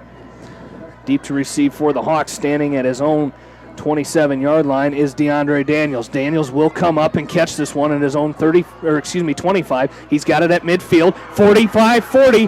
DeAndre Daniels on the loose. He's going to be brought down at the Go Hawk 33-yard line. We've been waiting to see that all season long. DeAndre Daniels finds some space, and he does, and he's going to bring it up to the 33 before he's run out of bounds. So great field position here for the Hawks. For the first time in this third quarter, we need to see holding against the Hawks during that return, but we need to see the Hawks come up with a big offensive. They've done great. We just haven't been able to put the ball in the end zone in this third quarter. Absolutely. So that ball will come back to the West Delaware 45, the holding penalty on the Hawks on that return by DeAndre Daniels. So the Hawks will take over 1st and 10 from their own 45. 1:58 left to go in this third quarter, Can't contain my excitement. The Hawks are doing a great job here. Yes, they are. In this third quarter, leading the battle of the top 10 teams as they'll come set. Lammers pistol formation. They'll give to Russell off the right side. He's going to fight forward, still pushing forward, nearing midfield. He's going to be brought down by Epley. Tell you what, if you pick a player of the game for this Waverly Shell Rock defense, it's going to be Andrew Epley. He has been all over the place for these Go Hawks tonight, and making tackles and call his name about every third or fourth play, as that's going to be a gain of 4 here by Coy Russell. It'll bring up 2nd down and 6 from the West Delaware 48-yard line. 1:30 left to go in this third quarter as Lammers comes set, pistol formation. Right next to him is Nagel. They're going to follow Nagel with Coy Russell off to the right side. He's going to bring it right up to midfield. That'll be a gain of 1 yard there. It'll bring up 3rd down and 5 from midfield after another run by Coy Russell. So whatever the Hawks found in that second quarter on the right side of the Go-Hawks made some adjustments at halftime. They shored that up, and the Hawks haven't really been able to run the ball here in this second half, as it'll be 3rd and 5 here from right at midfield. Well, you got to hope that, that constant pounding over there, regardless if it's on the right or the left side, that constant pounding by that Hawk offensive line and Coy Russell running right behind you. You got to hope that eventually Coy's going to pop one here and pick up a big gain or possibly run in for a touchdown. They're going to give it to Russell. He's trying to get to the outside. He stiff arms the defender, but he can't bring him down as he tried a stiff arm on Dalton Graven. Graven didn't bite. It warded him off for a minute, but he was brought down at the 45. Graven making a great tackle there, and it'll be 4th and 10 here. The Hawks back to where they started this drive. And that's going to do it for our first quarter, as the Hawks will run out the clock here. They lead it 23-12. We'll be back for the fourth quarter right after this. You're listening to West Delaware football from KMCH Sports. Back here in Waverly, Brent Lammer's punt. Let's see where they mark this one at, as it's going to go out of bounds and at the 37-yard line, and that's where the Go-Hawks will start. So I talked to Brent.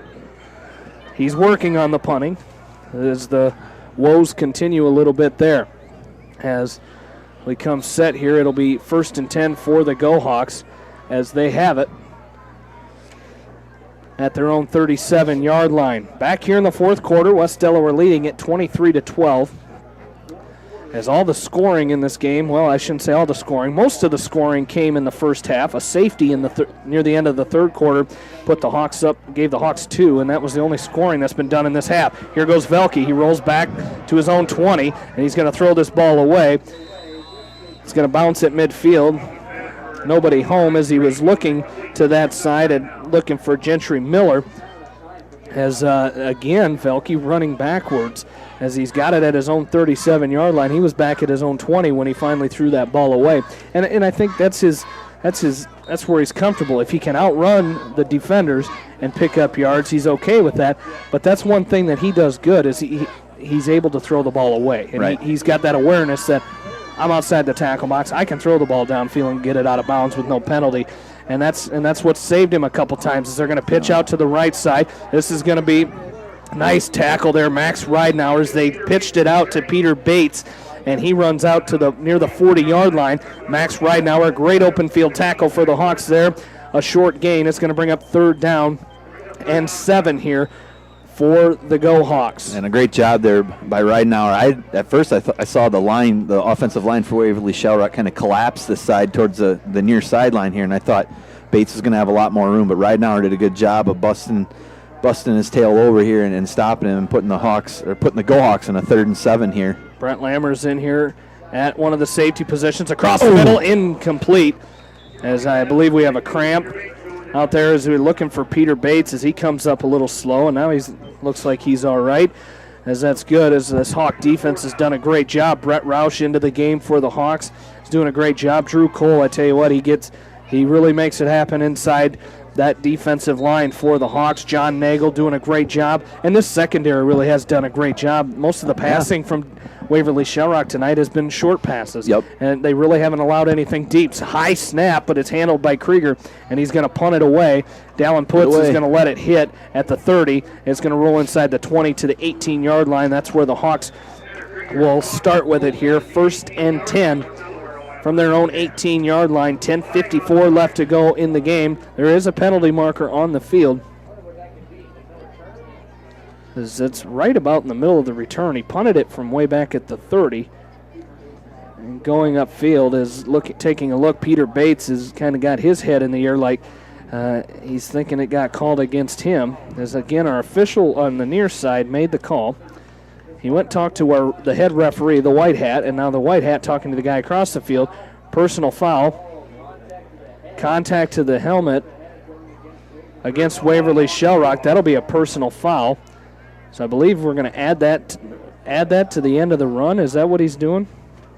The ball's marked back at the 18-yard line.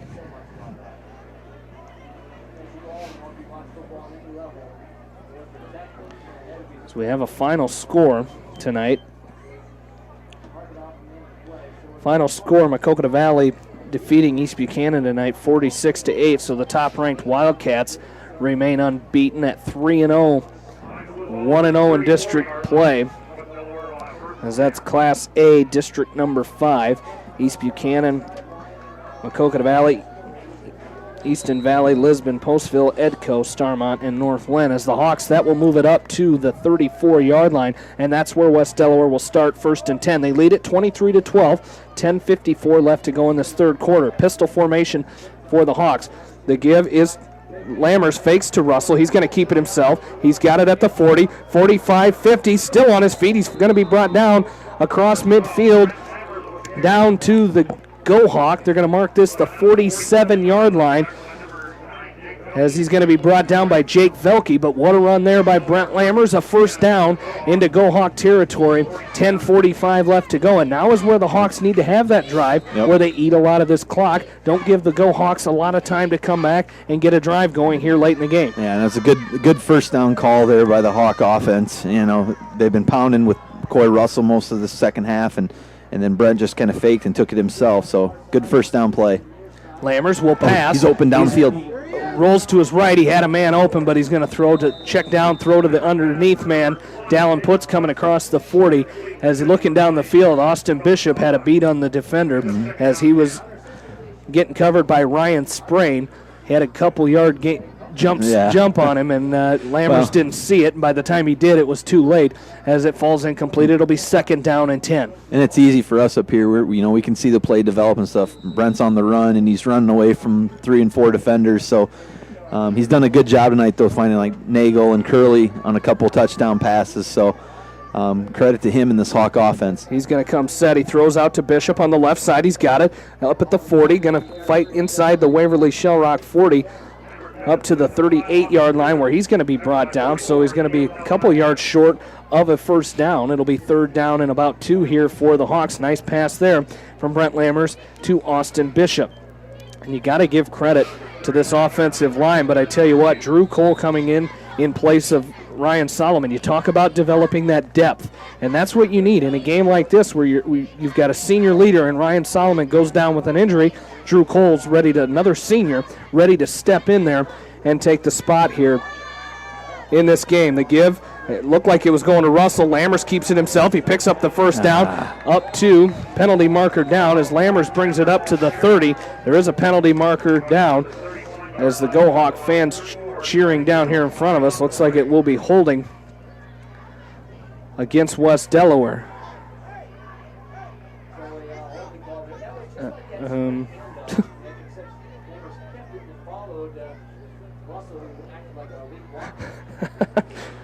Official looks like he's struggling a little bit out there.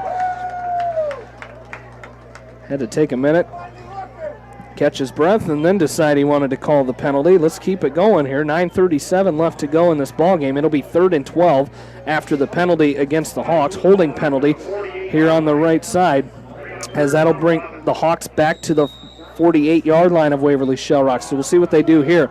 3 receivers to the left, pistol formation for the Hawks. Lammers will throw as he steps up, looking to throw downfield. He's got a man. He's looking for Nagel down the sideline, and he catches it at the 10, and he's inside the 10 to the 7-yard line.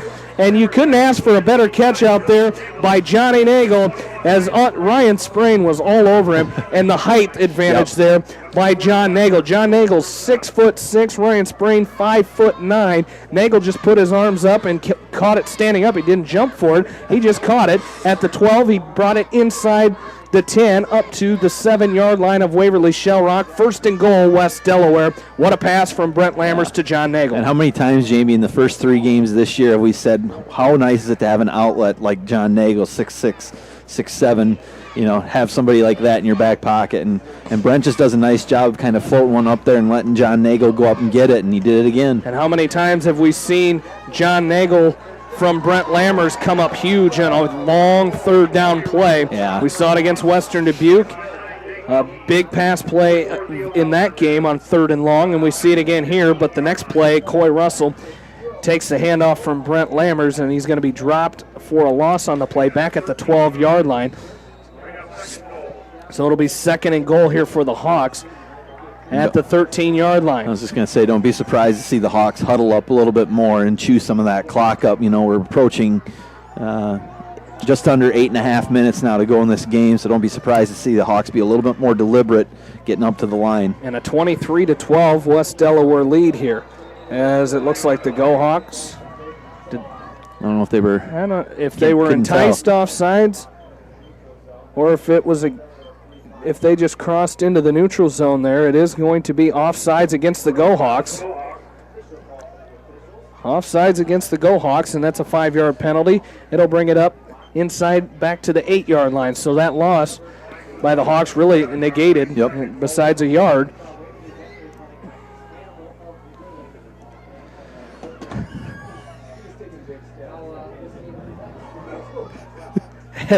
It'll be 2nd down and goal here for the Hawks from the 7-yard line. 8 minutes left to go. Lammers is going to throw. He's going to just throw it up in the air to Nagel.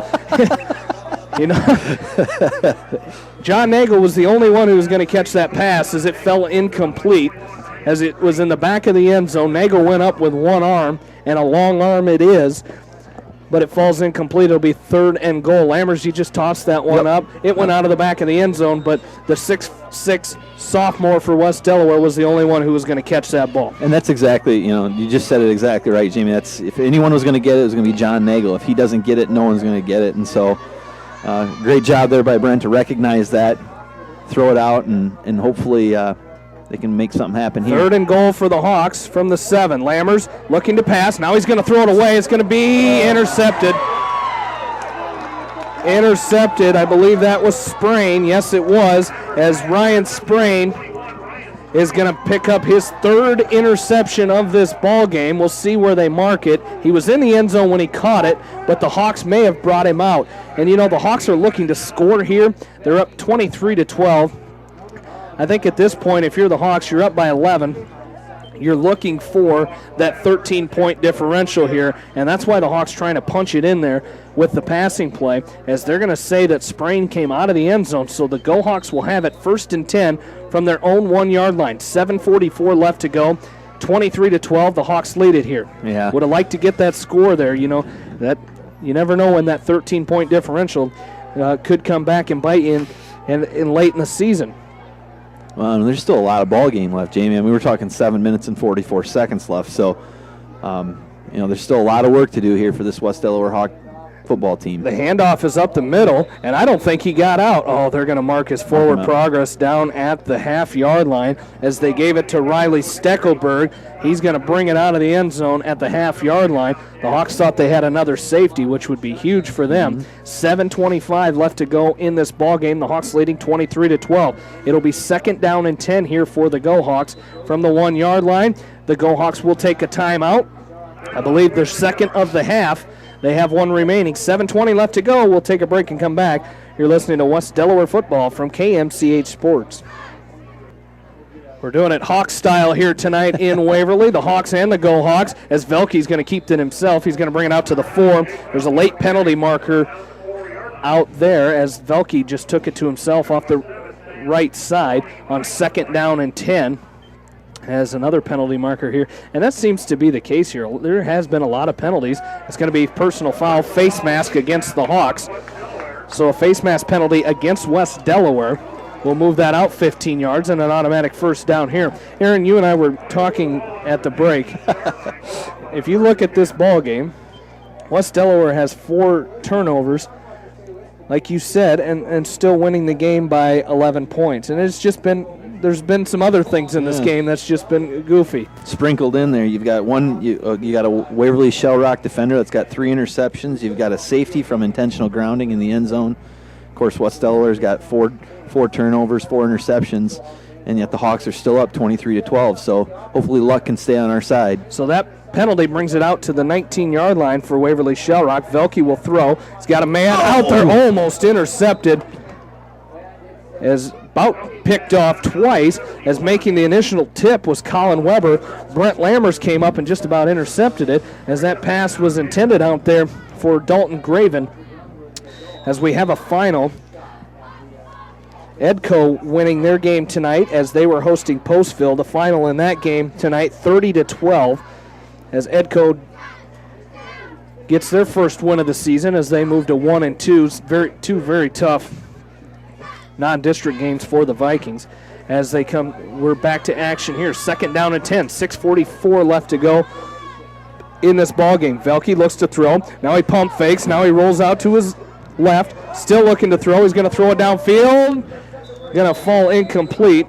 As he was looking downfield, he was looking for Steckelberg. As Max Ridenauer there for on the coverage for the Hawks, he overshot Steckelberg by about 15 yards. So no interference call there. There was a little contact, but he overshot the receivers by 15 yards. 3rd down and 10 here for the Go Hawks. They have it at their own 19-yard line. The Hawks leading at 23-12. 6:36 left to go in this ball game. As now Velke comes set, the senior quarterback for the Go Hawks, left-handed quarterback, as he looks to throw. He's going to roll to his left. Now he's going to stop. He throws again. It's going to be, is that going to be caught? Absolutely. I think that's a great catch. That is a great catch. Max Ridenauer on the coverage. A great diving catch out there by Dalton Graven right here in front of us. And what an effort by Graven. He dove complete full extension dive, and he keeps his feet in bounds at the 47-yard line. What a catch and a first down for the Go Hawks as they have it at their own 47, 1st and 10. Fantastic. And, you know, Bill talks about momentum all the time. Just something like that, Jamie, can be, you know, the start of something here. So the Hawks are going to have to, you know, stay focused and keep playing the type of defense they've been playing here and not let Waverly Shellrock get back in. Oh, great play. Velke, quick pass out to the right, is knocked away by John Nagel. Again, 6'6", it doesn't take much. He's just got to throw the arms up, and he knocks it away. It'll be 2nd down and 10 for the Go Hawks. West Delaware leading 23-12. Week number 1 of district play here in Class 3A, District number 3. You were saying week 1. You threw me off there. I was thinking it's week 3 and of district play. There you go.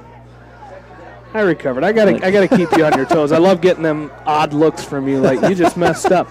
As it's 2nd down and 10, Velke looks to throws to the right, has a man out there that's going to be caught. Gage Myers is going to pick up enough for the Go Hawk first down up to the West Delaware 44-yard line. He's run out of bounds by DeAndre Daniels and Bennett Cole, but it's going to be good for a Go Hawk first down. 1st and 10 Go Hawks. They're going to mark it down at the West Delaware 43-yard line. Again, a lot of I've been calling 43, 44. Again, as Bill mentioned, no hash marks. It's very hard to see where they're run out of bounds without those hash marks. So for once, Bill Logan and I are in agreement. As it's Velke's going to hand off to Steckelberg up the middle, and he's going to be driven backwards as Max Ridenauer, Bennett Cole come up to make the stop there for the Hawks after a short gain on that play for the Go Hawks. They're going to give him a gain of 3 on that. Well, give him a gain of 2. It'll be 2nd down and 8 here.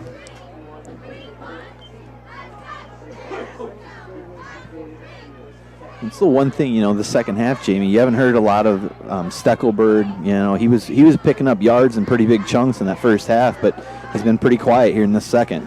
So a gain of 2 brings up 2nd down and 8 here for the Go Hawks. And they're going to give it to Steckelberg again. He runs up the middle, finds a hole, runs into the official. Now he's off to the right side, up near the West Delaware 18-yard line. DeAndre Daniels finally brings him down, but after a huge gain there by the Go Hawks into West Delaware territory to the 19, 5:13 left to go in this ball game, and West Delaware leading 23-12, but a big game by the Go Hawks there on 2nd long. Yeah, just right up the middle, right where the Hawks had stopped in the last time. They just went right back at it, and this time he picked up a big gain, and they're inside the red zone here at the West Delaware Hawk 18-yard line. As they come set, as they're going to give to Steckelberg again, and he's going to be wrapped up. Brett Roush, Colin Weber on the stop there for the Hawks, and Aaron mentioned not hearing Steckelberg, and then he runs for a huge gain. There you go. But I tell you what, these two defenses have done outstanding here in this second half. You haven't seen a big performance, second half performance by Coy Russell. Brent Lammers has had a couple runs here in the second half, but for the most part, these defenses have played outstanding in this second half and have stopped the run against each other as they're going to fake the handoff to Steckelberg, throw across the middle, got a man wide open. That's Sprain as he's going to bring it down to the 5-yard line. Sam Maloney's going to drop him, but not before he picks up a first down and a first and goal here for the Go Hawks. So it's 23-12, 4:18 left to go. The Go Hawks have it, first and goal at the West Delaware 4. You talked about that momentum. That catch out here by Dalton Graven has been a huge momentum boost for the Go Hawks here as they've been able to keep pushing it in here.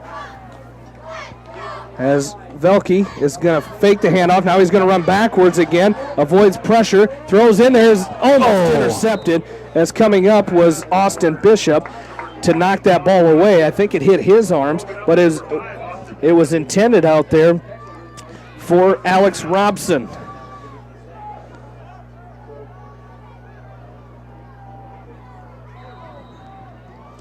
So here we go. It's going to be second down and goal here for the Go Hawks. 3:55 left to go in the game. West Delaware with an 11-point lead, 23-12.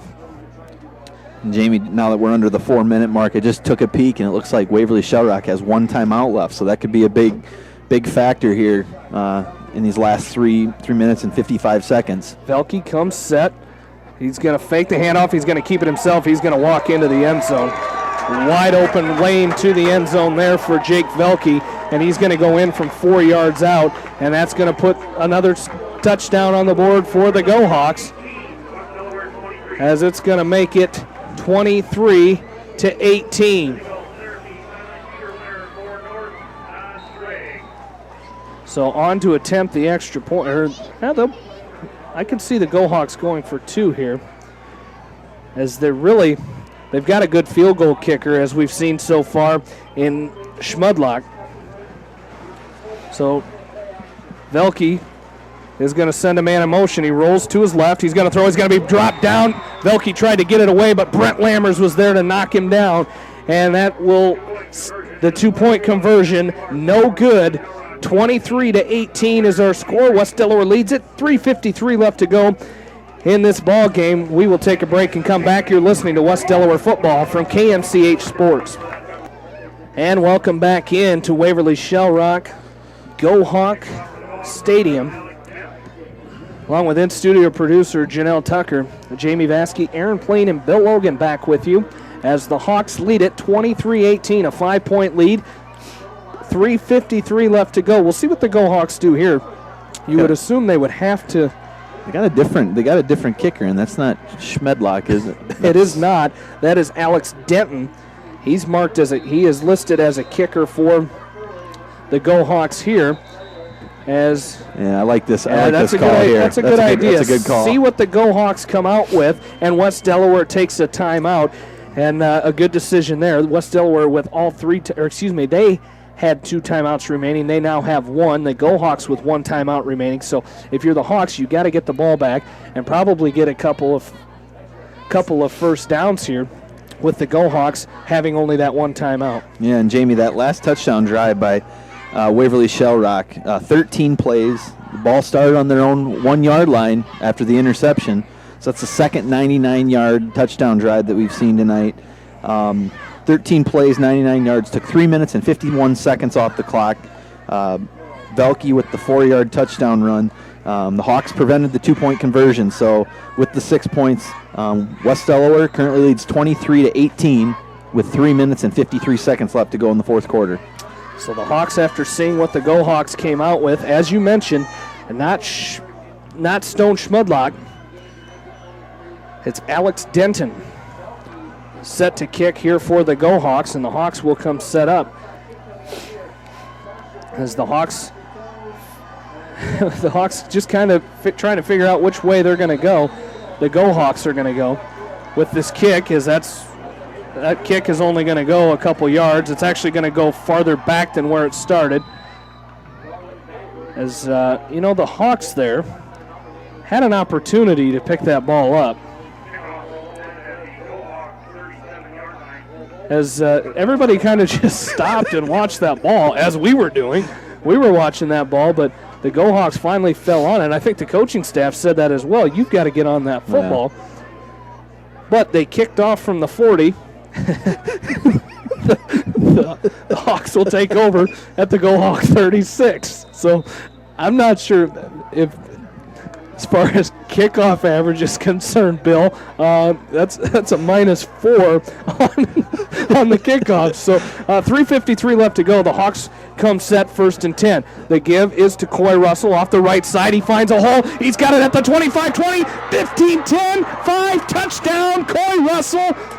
That should do it, as the Hawks, and a 36-yard touchdown run by Coy Russell puts the Hawks up 29-18 with 3:44 left to go in this ball game. And beautiful run there by Coy Russell, Jamie. We talked about how we thought that offensive line was kind of just pounding on that Waverly Shell Rock front, and finally, we got that big burst that we talked about. So great job there by Coy to find the hole and then take advantage of it and put 6 on the board for the West Delaware Hawks. And once again, it shows what we know. We're talking about just the Hawks getting a couple first downs, and on the first play, Coy Russell runs it 35 yards for the touchdown. Alex Rietz's extra point is no good. The Hawks lead it 29-18, 3:44 left to go. 3:44 left to go in this ball game. The Hawks lead it 29-18. We'll take a break and come back. You're listening to West Delaware football from KMCH Sports. Welcome back in. Apologize for the end of that last segment, as I just happened to look down and we're on the Waverly Shell Rock side, and the West Delaware Hawk flag goes running by on the track. So it's just kind of caught me off guard, as Alex Rietz's kick is going to be taken right on the out-of-bounds line by Sprain, as he's going to bring it up. It crosses the 30 to the 32, and that's where he's going to be brought down, and the Go Hawks will start with it 1st and 10. A pretty short drive for the Hawks there, Aaron. Yeah, it was a 35-yard touchdown run by Coy Russell, I believe, or was it 35? It was on the first play of the drive, so Coy took it 35 yards, took 7 seconds off the clock, puts the Hawks up. The Hawks did miss the extra point, so the Hawks are up now 29-18 with 3 minutes and 39 seconds to go here in the ball game. So here we go. It's going to be 1st and 10 for the Go Hawks. 29-18, 3:39 remaining in this ball game. And a lot going on. Don't forget, stay tuned after this game here as John Swisher and Tony Marbach bring you the area online and playback game of the week, as Starmont taking on North Lynn in Troy Mills tonight. As Velke will come set, he stands alone, 5 wide receivers at his disposal here. He looks to throws across the middle, looking for Sprain, a diving attempt there. Maloney on the coverage, but just underthrew Ryan Sprain, and it'll be incomplete. 2nd down and 10 here for the Go Hawks. Jamie, we talked about it. That Hawk defense, after the Hawks got down 9-0 early in that first quarter, and you were wondering what the psyche of the team was going to be after getting down. But boy, I'll tell you what, after getting down 9-0, that Hawk team, it's been 29-9 since then. Velke throws, he's going to catch. It's going to be caught out there. Nice job, Austin Bishop, as it was caught out there by Robson. And Bishop brings him down immediately after a gain of 4. A nice job there by Austin Bishop. It'll be 3rd down. Now they're only going to give him 2 there where they spot it. It'll be 3rd down and 8 here. 3:11 left to go in this ball game. Velke comes set. Shotgun formation, 5 wide receivers. He looks to his right. He drops the ball. As the ball's on the ground, he's going to be wrapped up. Finally going to be brought down by the Hawks. He threw the ball away again. That's going to be intentional grounding. Again, that's kind of been his thing tonight. When he gets in trouble, he wants to get rid of the ball, yep. And that's going to be intentional grounding once again against Jake Velke. And now he's arguing with the referee, the white hat. He's thinking he got face masked on that play, but he's going to be dropped down. We'll see where they spot it. It's 2:53 left to go in this ball game, and the Hawks, I tell you what, when Velke went to throw, it slipped out of his hands and went backwards, and the Hawks smelled blood at that point as they rushed in there, trying everything it took to bring Velke down. And we'll see what they're going to call it here, as our officials they've spent a lot of time coming together and talking tonight.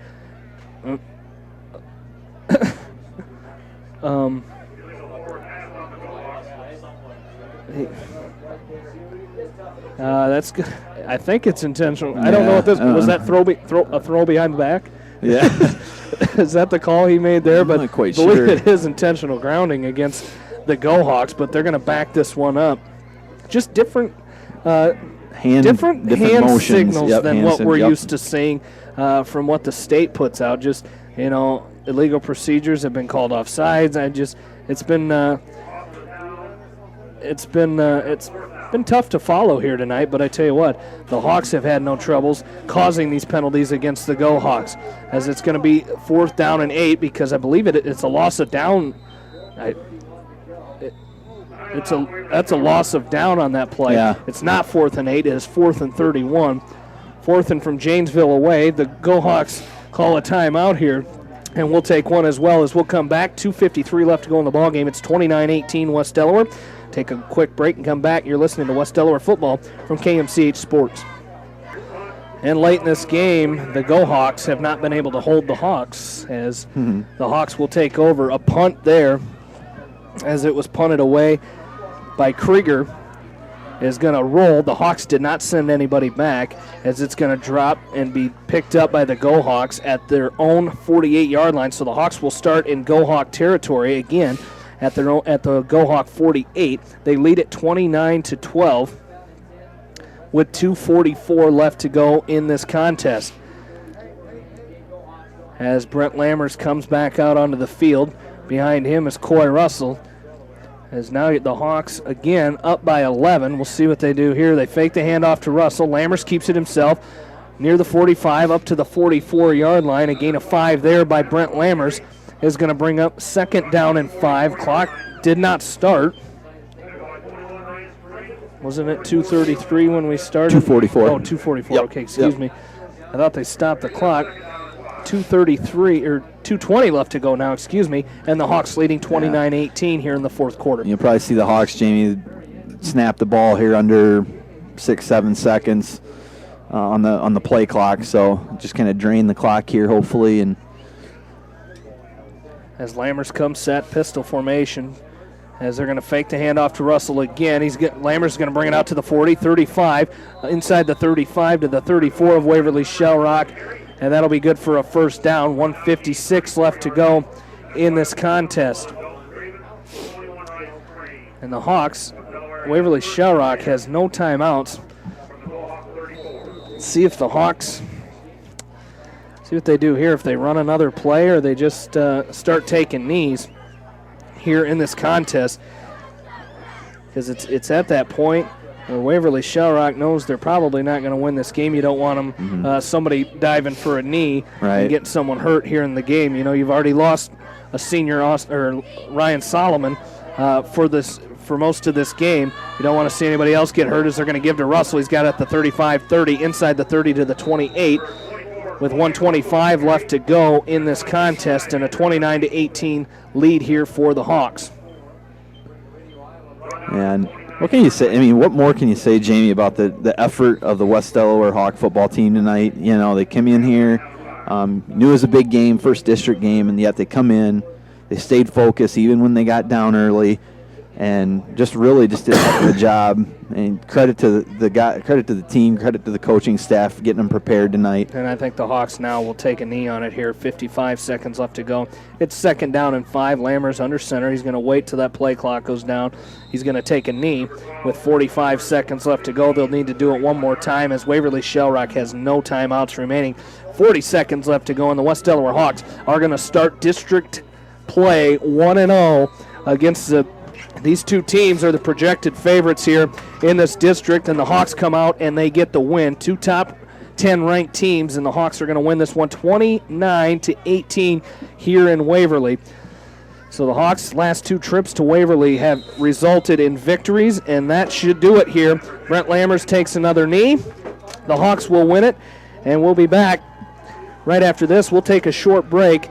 Come back, wrap it up. We'll talk to Coach Winkowicz and Bill Logan, get his stats down there before we send you on your way over to Tony Marbach, John Swisher down in Troy Mills tonight. The Hawks win it 29-18 here in Waverly tonight. We'll be back. You're listening to West Delaware football from KMCH Sports. Back in here to Waverly, Iowa, and the Hawks of West Delaware defeating the Go Hawks of Waverly Shell Rock tonight. 29-18 the final score, as we will take a quick look before we catch up with Coach Winkowicz and Bill Logan down there. Anamosa winners tonight 31-15 over Tipton. As we'll just quickly move down the list, Cedar Rapids Xavier blank Solon tonight 28-0 the final in that one. Cascade at halftime was leading Marion 27-16.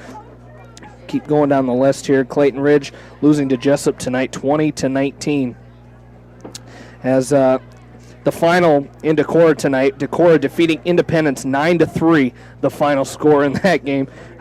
With Decorah and Independence, the final in that one, a really close game. Edco winners tonight. The Edco Vikings were winners tonight, getting their first win of the season. Maquoketa Valley defeating East Buchanan tonight in that contest. Western Dubuque leading Maquoketa 21-0, that in the fourth quarter. Maquoketa Valley, I mentioned, 46-8 the final score in that one. Monticello defeats Comanche tonight 38-14. Starmont Northland, what a thriller. It's tied right now in that contest. As we get Coach, I think we're getting Coach Winkowicz hooked up right now, as we'll talk to him in just a second. Charles City defeats Vint Shellsburg tonight 36-10. Waukon leading Crestwood at the half 12-8, and of course the final here tonight 29-18.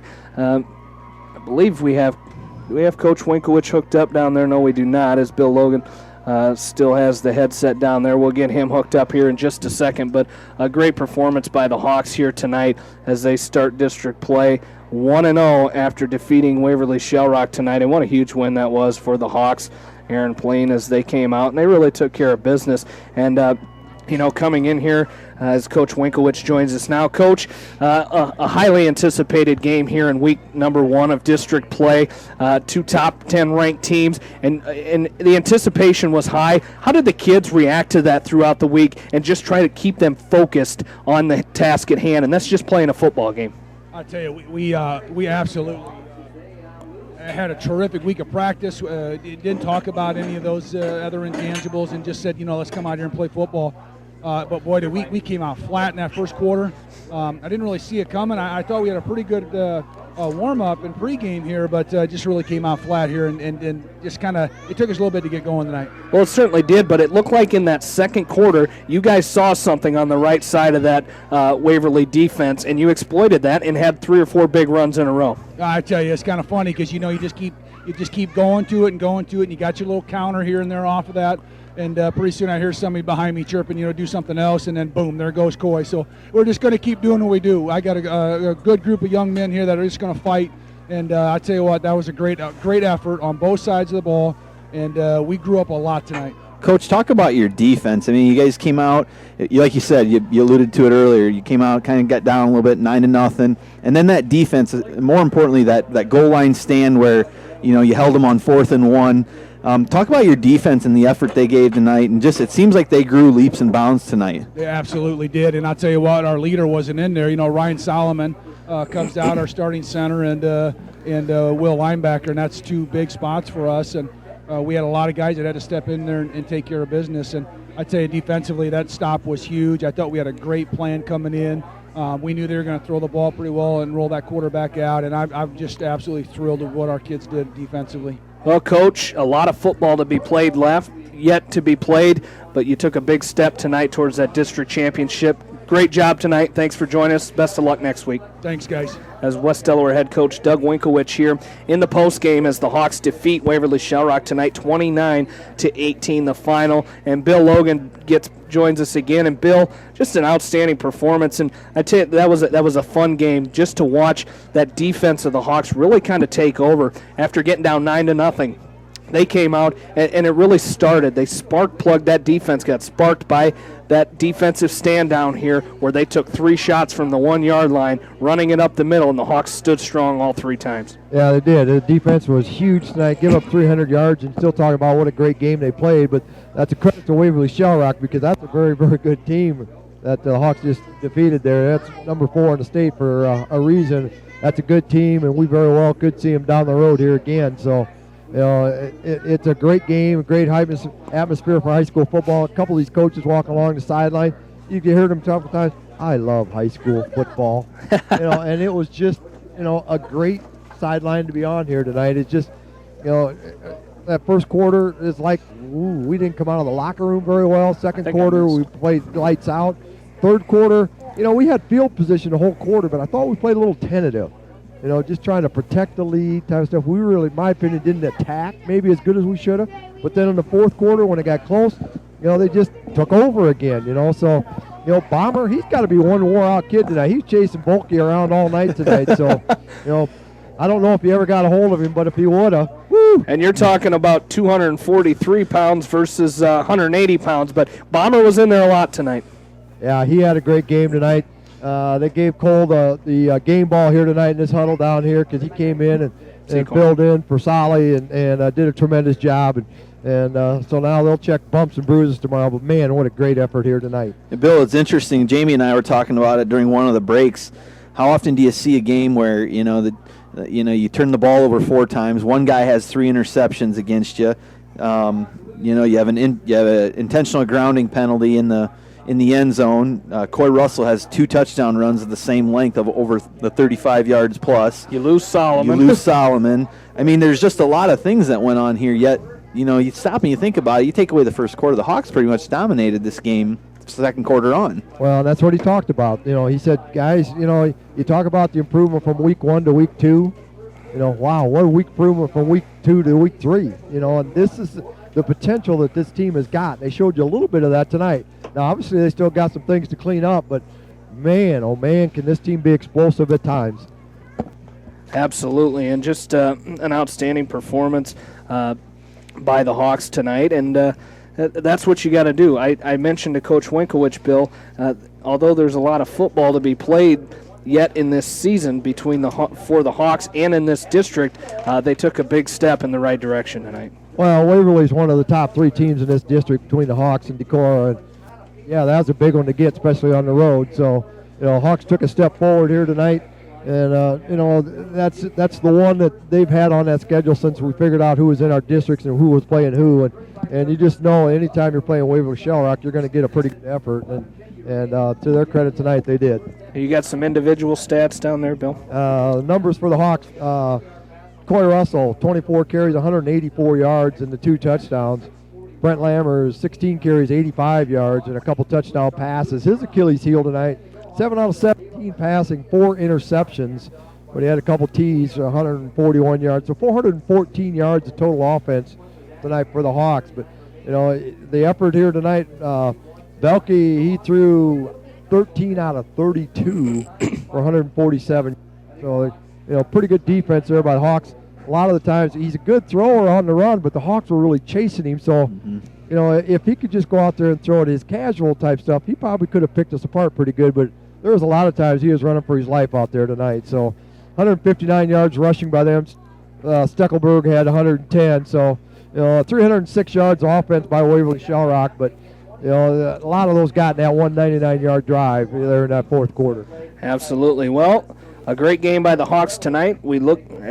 For us 3, we look for another great game for a Hawk team tomorrow as the Cy-Hawk Series tomorrow down in Iowa City. Of course, you can catch that game right here on KMCH with the pregame starting at 12:30, kickoff at 2:30 from Kinnick Stadium. Bill, we got to give you the win because you picked the lowest score last week as a total score. I don't remember what. I think you were 31 to 14 was your prediction. So you get to go first with this game this week.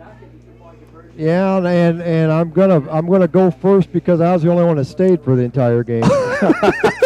Guilty as charged, man. I'm Guilty as charged. I'm telling you, I might have changed seats. There was a rumor that I changed seats, but I did stay in that stadium and lived through 55 minutes of pretty mediocre football. But that last 5 minutes was as exciting as this game here tonight. And I look for everything to be just as exciting as it was last Saturday down there. I'm looking for a Hawk victory. They're not going to cover the point spread. I'm going to cover it 27-21.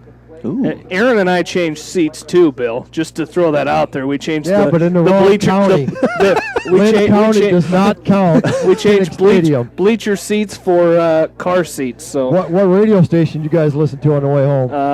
multiples, because remember I didn't have That's a right, radio. you didn't have one. I didn't have a radio. You can hear the crowd noise, though, I'll bet you, from Marion. I had a Walkman, so I flipped through on my way home because I killed the car on the way home. There you So go. what did he just say? 27-21? Yes. Oh. Oh. All right. See, they're going to get 2 field goals. We're going to He's miss gonna an go- extra point. No, he's going to get 2 field goals. He's going 2 out of 6 tomorrow on field goals. Very good. Aaron? I think I'm going to take the over on this. I think for some reason these teams are going to figure out their offense. I know Iowa State scored. I'm going to go Hawks win 35-31. 35-31. Well, I guess that's going to take me on the low end, and I told Aaron before the game 23-17 is going to be my prediction for tomorrow. 23-17 is what I'm going to go with. Hawks victory, of course. I got to throw that out there. So hopefully another Hawk victory tomorrow. Bill, great job tonight. A big win for the Hawks, and thanks for all your help tonight, buddy boy. Yeah, good job tonight, guys. Bill Logan down on the sideline, our stat man, our third color man down on the sideline for us tonight and every night that we're on the air for Friday Night Football. He's there, and we appreciate him for all his stats as the Hawks win it tonight by a final score 29-18. That's going to do it for us here tonight. I'd like to thank the sponsors of West Delaware Football on KMCH, and of course the big series, Cy-Hawk series tomorrow. When you're down there, need those tailgating supplies, we encourage you, please shop locally. I'd like to thank Janelle Tucker for running the boards for us this evening, and most of all, thank you, the listeners. For my partners, Aaron Pleen and Bill Logan, this is Jamie Vasky saying good night from Waverly, Iowa. Once again, the final, the West Delaware Hawks 29 and the Waverly Shell Rock Go Hawks 18. Stay tuned for the area playback game of the week as Northland hosts Starmont, and with the call of that game, along with Tony Marbach, here's John Swisher.